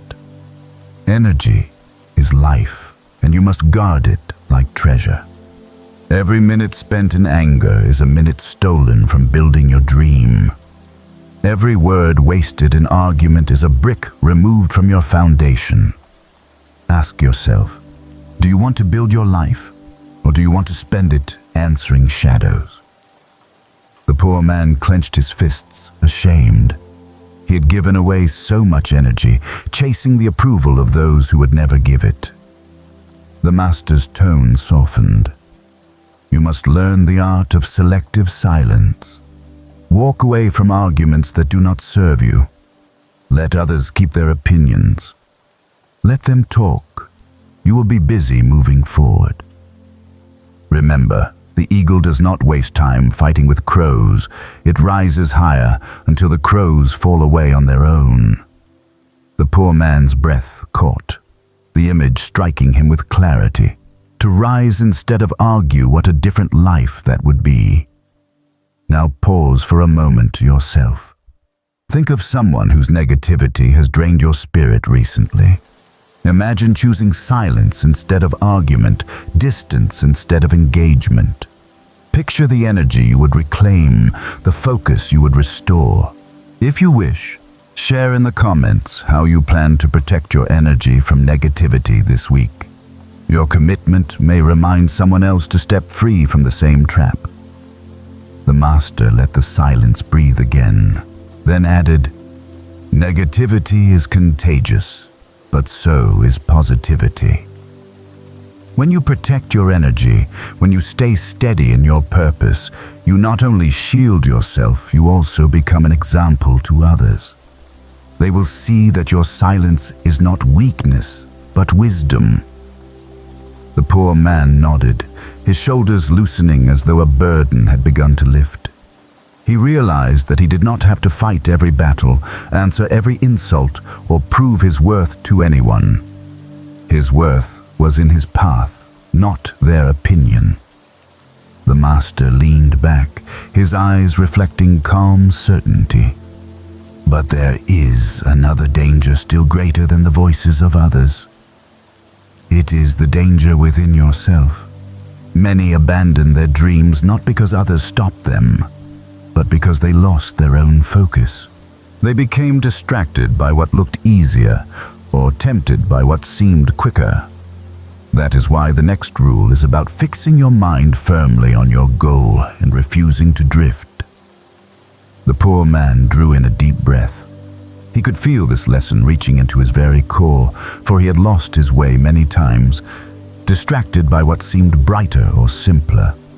And so the night, steady and silent, prepared to reveal the strength of unwavering focus and the power of holding firmly to the chosen path. Rule 11. Stay focused. The master's voice grew sharper now, though it still carried the calmness of someone who had walked this path many times. The 11th rule is this, he said firmly. Fix your mind on your goal and do not let it wander. A man who changes his direction at every difficulty, who abandons his path each time something shiny appears, will never arrive anywhere. Success requires a steady gaze, a steady heart, and a steady hand. The poor man frowned, memories stirring. He had abandoned countless efforts, one job for another, one idea for the next, always believing the grass was greener elsewhere, and each time he had ended with nothing but regret. The master leaned closer. Have you seen a farmer who plants one seed, then digs it up to plant another, and then another? Will any of those seeds grow? Number. The soil cannot give fruit to roots that are never allowed to settle. Your goal is the same. If you abandon it at the first sign of struggle, you will never taste its harvest. The poor man lowered his head, his heart heavy with recognition. The master continued, "Do not be deceived by the sight of others' success. Many will seem to rise faster, but you do not know their full story. If you chase every path that looks easier, you will spend your life beginning and never completing. Choose your mountain and climb it, step by step, day by day. Even if storms come, even if the way is slow, do not turn aside." The poor man whispered, "But master, what if the goal itself is wrong? What if I am climbing the wrong mountain?" The master's eyes softened. Then the climb will teach you. You will grow stronger either way, and from that strength, you will see clearly which mountain is truly yours. But quitting midway without learning, without finishing what you began, leaves you weak and uncertain. It is better to finish a climb and redirect with wisdom than to wander endlessly without purpose. The poor man breathed deeply, realizing that his life had been a series of unfinished climbs. "Stay focused," the master said again, his tone deliberate. "Let no distraction steal you. Let no comparison poison you. Your journey is yours alone. Others may run faster or slower, but you must walk your road until it yields its reward. Now, pause for yourself. Think about one goal you once started but abandoned. Was it because it was truly not yours, or because you lost focus when the way grew hard? Imagine picking it up again, carrying it forward with persistence. If you are willing, write it in the comments. Name one dream you will return to with fresh focus. Declaring it can breathe life back into it. The poor man's shoulders straightened. For the first time, he felt that his scattered past did not have to dictate his future. He could choose a path, hold it, and walk it until it gave fruit. The master leaned back, letting the lesson sink deep. This is why so many fail, not because they lack ability, but because they lack focus. They scatter their energy across many small fires and never build one great flame. But if you gather your strength, your time, your trust, and your effort into one steady fire, it will burn bright enough to light your way. The poor man lifted his head, his eyes clearer now. He saw the truth of his wasted years, but he also saw the possibility of change. The master's voice softened. You now know all 11 rules. Each one is a stone on the path. Together, they build a road to success. But you must decide if you will walk it. Most people will not. They will complain, they will envy, they will blame. But you have heard the truth. What will you do with it? The poor man sat in silence, his heart pounding, knowing the choice was his. And the night itself seemed to lean closer, waiting for his answer as the story moved toward its final lessons of failure, choice, and transformation. Quiet, determination. The master allowed the silence to stretch, his words from the last lesson still hanging in the air. The poor man sat with his thoughts, shoulders tense, mind racing.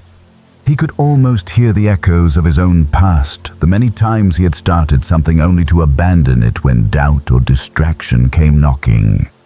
He realized now that his failures had not been caused by fate alone, but by his own restless heart. The master finally spoke, his tone softer now, almost like a whisper carried on the night wind.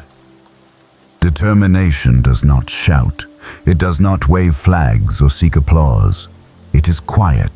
It is the steady decision you make each morning, the choice to walk your path even when no one notices.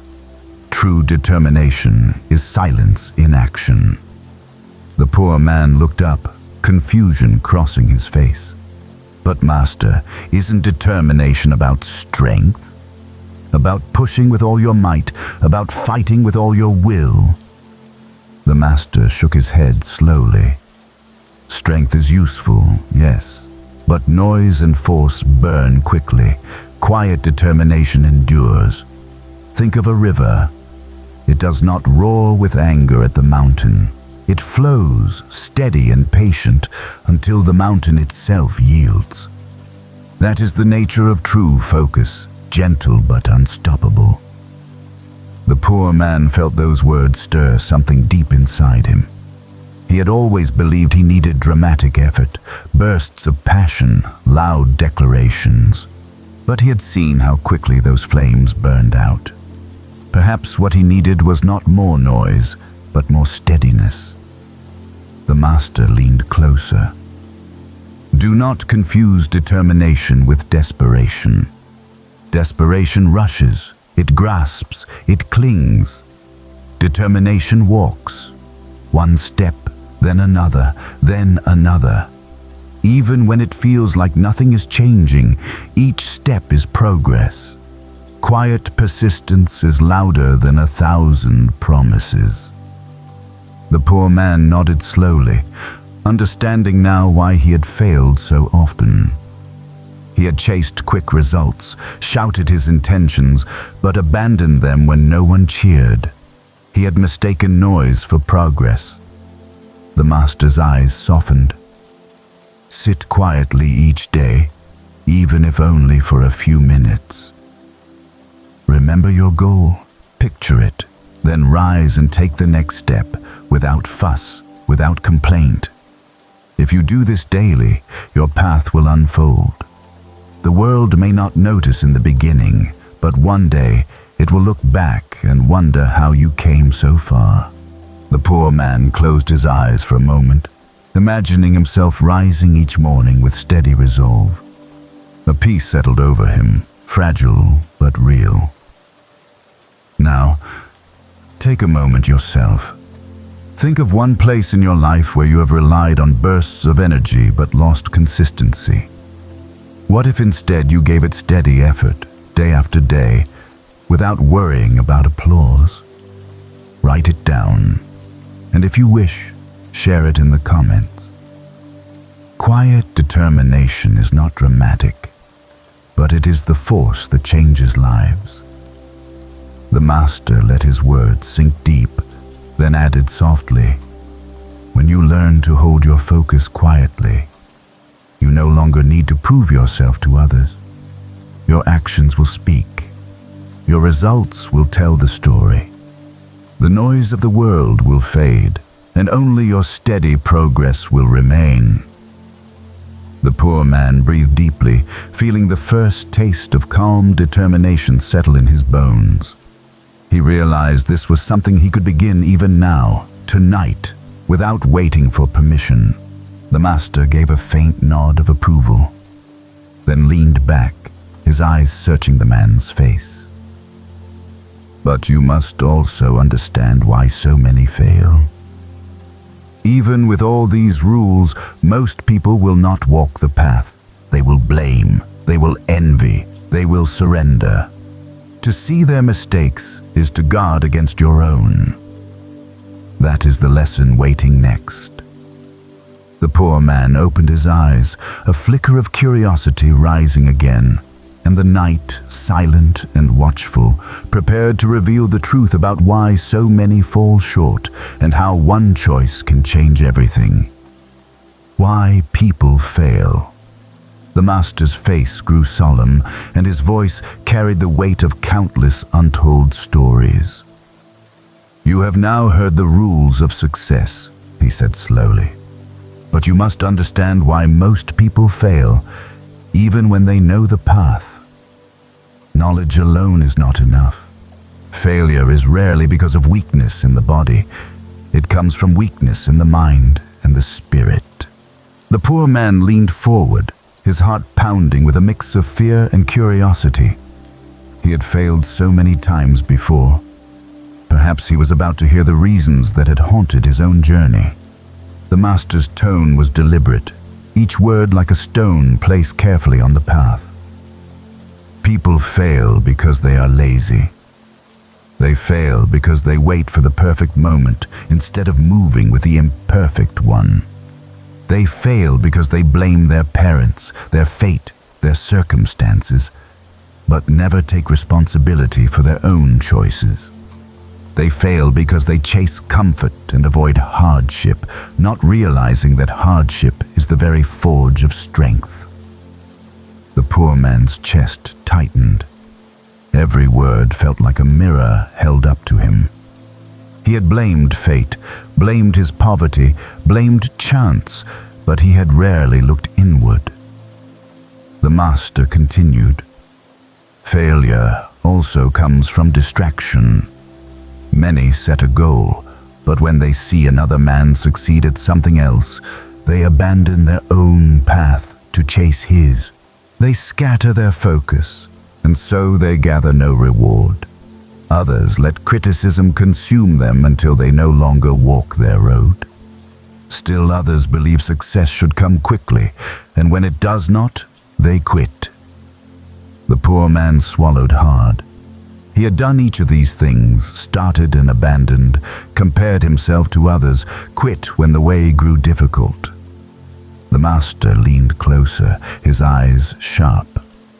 Do not think failure is destiny. It is habit. A man does not stumble into failure once it is the daily choices of inaction, excuses, and wasted energy that slowly bury him. Each day lived without purpose is another shovel of dirt over his own future. The poor man felt the truth cut through him. Yet, alongside the sting was a strange relief. If failure was habit, then perhaps success could be habit too. The master gave a faint nod, as if hearing his thoughts. Yes, just as failure is built in small choices, so is success. The man who rises early, who keeps his promises, who works with love, who saves faithfully, who helps others, who refuses to quit. He builds success stone by stone. It is not luck, it is discipline. The poor man drew a long, trembling breath. Now, let me speak to you for a moment. Think about your own life. Are there habits that are quietly pulling you down? Laziness, blame, distraction, comparison. Do not judge yourself harshly. Just see them clearly, and then choose one to release this week. Write it down, and if you feel ready, share it in the comments. Naming the weakness is the first step in breaking its hold. The master's voice softened again.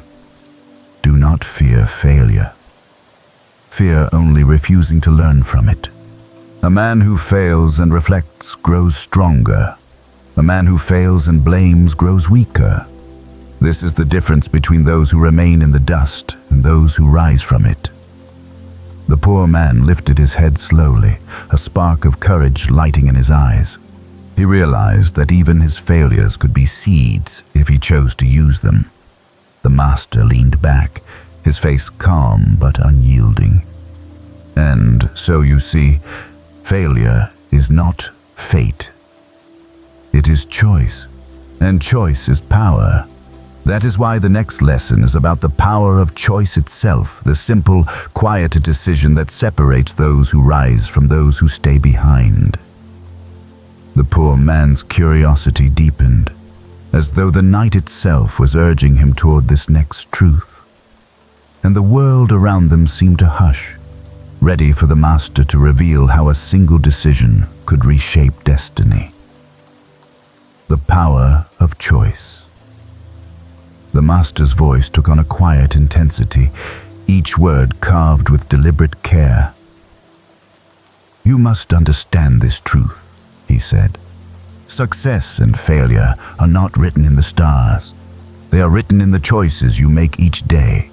Choice is the greatest power given to you, greater than wealth, greater than luck, greater even than talent, because with choice, you decide who you will become. The poor man shifted, his brow furrowed. But master, my life has felt shaped by things beyond me. By poverty, by circumstance, by what family I was born into. What choice did I ever have? The master's gaze softened, but his words remained firm. You cannot choose the beginning of your story, but you can choose every chapter after. Poverty may set the stage, but it cannot hold the pen unless you hand it over. Circumstance may test you, but it cannot command you unless you bow. Each day, you choose to rise or to remain, to act or to wait, to hope or to surrender. This is the power of choice.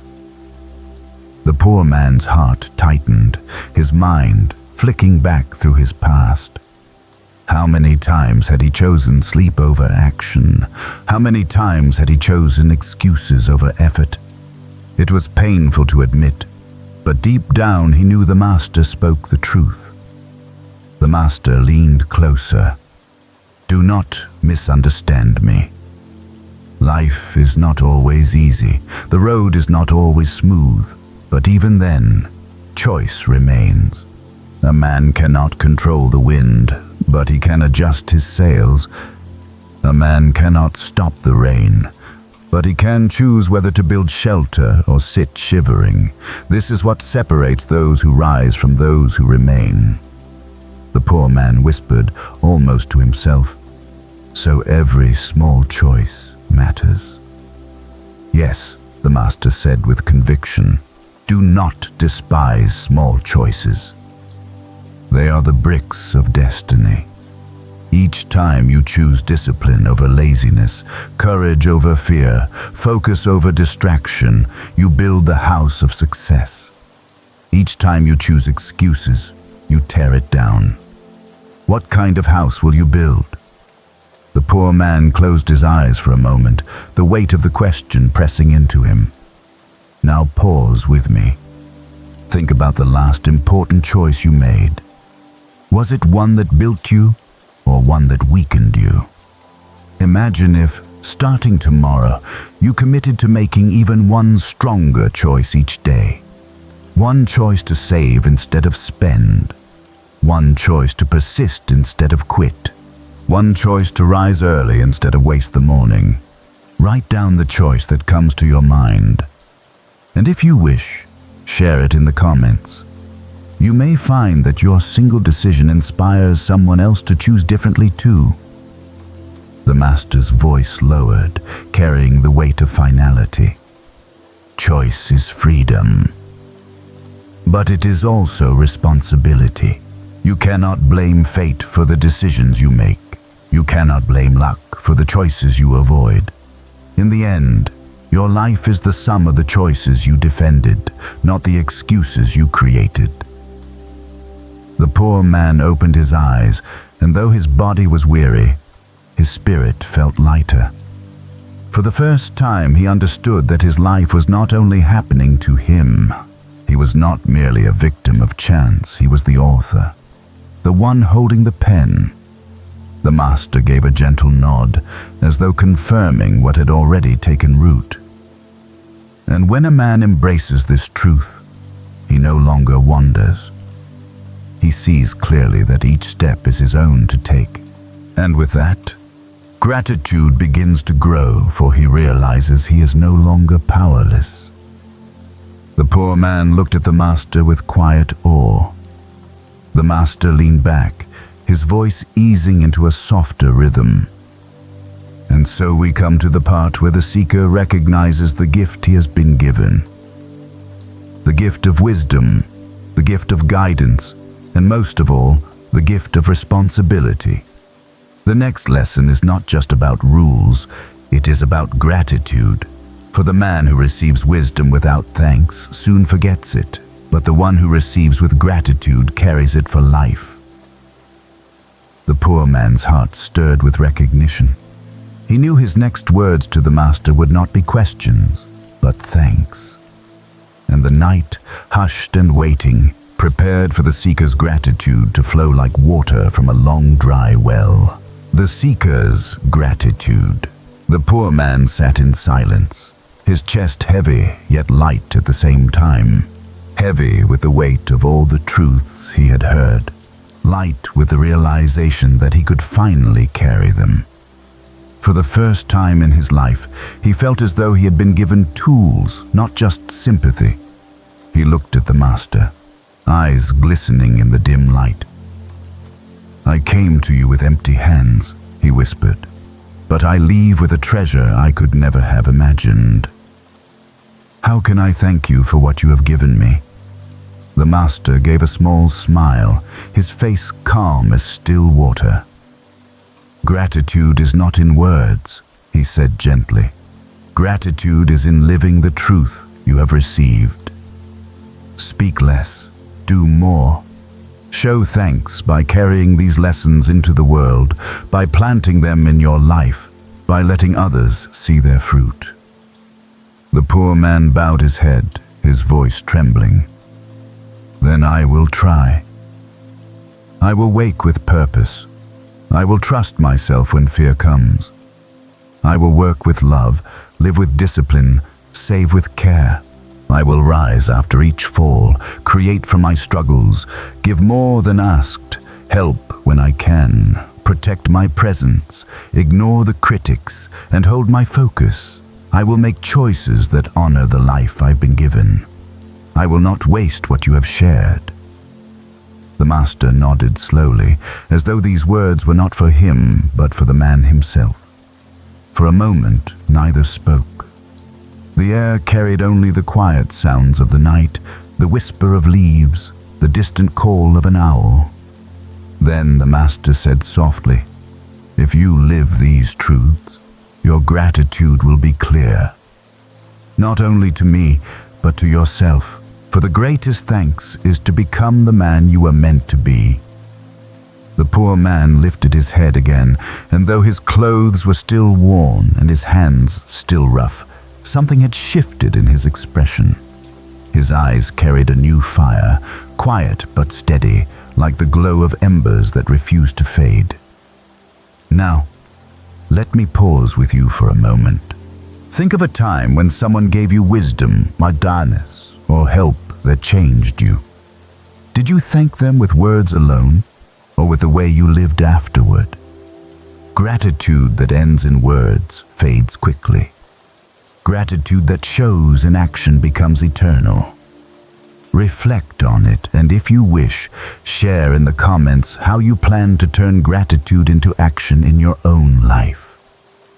The master rose slowly to his feet, his robes brushing against the earth. The poor man followed, though his legs still trembled with weariness.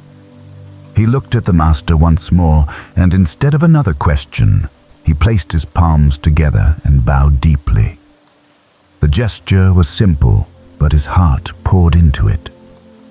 The master returned the bow with a faint nod, his smile barely visible in the night. "Good," he said quietly. "You have learned what you came for.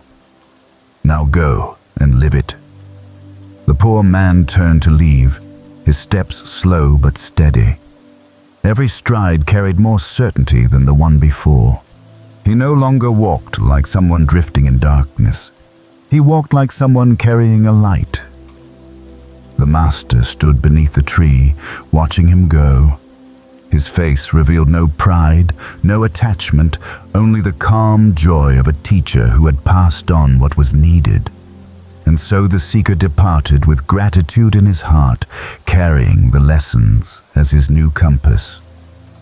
But the story was not yet finished. For gratitude leads naturally to reflection, and reflection to sharing. The next lesson was not for the poor man alone, it was for you, the listener, who has walked this path alongside him. And the night, still and open, invited the message to shift toward you, carrying the wisdom directly into your hands. Message to you. The master's words to the seeker had ended, yet the story itself felt unfinished.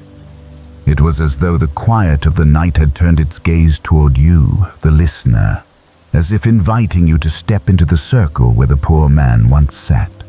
The lessons that had been given were not only for him, they were for anyone willing to carry them. And so now, the voice of the story reaches for you.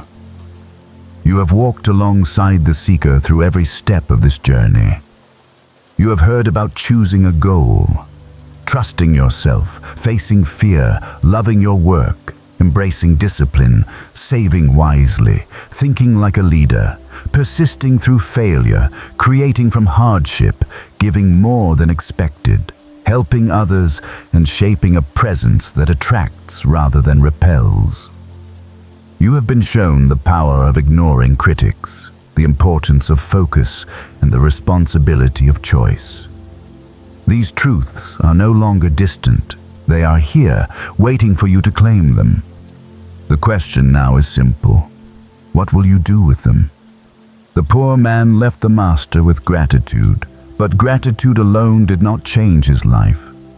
It was his decision to live these lessons each day that carried him forward. And the same is true for you. Words may comfort, but action transforms. A lesson remembered for one night will fade like a dream, but a lesson lived will carve a new path through your days. The voice of the Master still lingers, whispering across the night, "Do not waste the truths you have heard. Let them shape you. Begin with one and let the rest follow." Now, pause here and truly reflect. Which part of this story struck you the hardest? Was it the call to set a higher goal when perhaps you have been drifting without one? Was it the reminder to trust yourself even when fear speaks louder than courage? Was it the demand for discipline or the quiet power of persistence? Or perhaps it was the invitation to help others even as you climb your own mountain. Whatever it was, hold it. That lesson has chosen you. And if you are willing, write it down. Even more, share it in the comments. Because when you speak a truth aloud, it takes root. And when you share it, it may land in the heart of someone else who needed it. In this way, your journey becomes part of theirs, and the circle of wisdom grows. The Master would say, wisdom is not meant to be hoarded. It is meant to be lived and passed on. By sharing what struck you, you are already living it. The night grows quieter now, and the seeker has left the Master's side. But you remain here, carrying the story within you. Perhaps it will travel with you into tomorrow. Perhaps it will remind you at the very moment you feel like quitting, or when fear whispers that you are too small. When that moment comes, remember this night. Remember the rules. Remember that choice, persistence, and trust are yours to carry. The Master has given his words to one seeker, but now the story itself belongs to you. And yet, before it ends, there is still one invitation left. The Master would not let a student leave without committing to the journey ahead. That commitment in this story becomes an invitation for you. So if these words have stirred you, if they have offered even one spark, then take the step of committing to hear more. Subscribe, turn on the notification bell, not as an empty gesture, but as a way of saying, I will not let these truths slip away. I will walk with them, one step at a time, and with that, the night rests. But the story itself still moves toward its close, where the journey finds its final breath and a quiet farewell is spoken. The last lesson, like the final whisper of the Master, waits just ahead. Final CTA. The story draws near its end, and yet the lessons feel alive, like glowing embers that refuse to fade. You have listened quietly, step by step, as the seeker learned from the Master. Perhaps you too have seen pieces of yourself reflected in his doubts, in his struggles, and in his small awakenings. The wisdom that once rested in a single conversation beneath a tree has now stretched out across your night, and it has landed here with you. But here is something the Master would remind you. Wisdom is not complete until it is carried forward. A story is not finished until it is lived by those who hear it. That is where you enter. You are not just a listener. You are a part of this circle now. What you do with these lessons is what gives them life. Take a moment. If the story has touched you, if it has reminded you of your own strength, then let that gratitude show in action. Subscribe to this channel, not out of habit, but as a way of saying, I choose to keep walking with these truths. Turn on the notification bell, not for the sake of numbers, but because you want to keep wisdom close, so that when the noise of the world grows loud, you have a place to return to for stillness and clarity. And if these words have meant something to you, leave a trace behind. Comment with your reflections, your insights, or even just a small note of thanks. Sometimes your words may be the very thing another listener needs in their own long night. In this way, you help weave a community of strangers who share the same fire of learning, who sit together in spirit even if oceans lie between them. The Master would say, "A candle does not lose its flame by lighting another." So share what has touched you. Pass it forward. It is a way of keeping the flame alive, both in yourself and in others. Now pause again and let yourself breathe deeply. Imagine the seeker walking away from the Master's side, the night stretching ahead of him. He does not leave with riches in his hands, but with wisdom in his heart. You too can carry that same treasure. You do not need to wait for tomorrow. Begin with one step tonight. Even the smallest action taken with intention can become the seed of transformation. And as you prepare to rest, let this be your quiet decision, to hold at least one of these truths close, to protect it, to practice it, to let it shape the rhythm of your days. Success, after all, is not one great leap. It is the sum of small, faithful steps repeated over time. So if this journey has meant something to you, if you feel even a flicker of clarity or calm, then commit to staying connected. Subscribe, ring the bell, join the circle of seekers who are choosing to live differently. It is not just a click. It is a reminder to yourself that you are ready to keep walking. The story is almost at its close now. One more breath, one more whisper remains. The gentle goodbye that carries you into sleep, steady and calm, with the promise that tomorrow you rise carrying new strength. And so the night leans closer, ready to give you that final farewell, gentle goodbye. The story has carried you far tonight, step by step, through the voice of the Master and the journey of the seeker. You have heard about goals, about trust, about courage in the face of fear, about loving your work and shaping discipline into your days. You have walked through lessons on saving, leading, persisting, creating, giving more, helping others, and shaping your presence. You have been reminded to ignore the critics, to guard your energy, to hold focus, and to claim the power of your own choices. And at last, you have seen the seeker bow in gratitude, ready to live what he has learned. Now the story eases into its final breath. The night is quiet, the stars steady, the wind softer now than when the tale began. This is the part where words grow fewer, where the pace slows, where the voice becomes less a teacher and more a gentle companion guiding you toward rest. The Master would say, "Do not rush. Let wisdom settle slowly, like rain sinking into soil. Let the lessons breathe with you as you fall into sleep. They will not vanish. They will wait inside you, ready to rise when morning calls." So, before your eyes grow heavy, let me remind you once more. You are not powerless. Your life is not written in stone. You hold the pen. You can shape tomorrow with the choices you make today, however small. If you take even one truth from this story into your own life, you have already begun. As you rest now, let gratitude fill you. Gratitude for the breath in your lungs, for the chance of another day, for the possibility that change is still in your hands. You are not finished. You are only beginning. If this story has stayed with you, if it has offered you calm or courage, then let that connection continue. Subscribe, turn on the bell, and allow yourself to return here whenever you need another quiet night of wisdom. Share in the comments one thought, one lesson, one small shift you want to carry forward. In doing so, You remind yourself and you remind others that no one walks alone.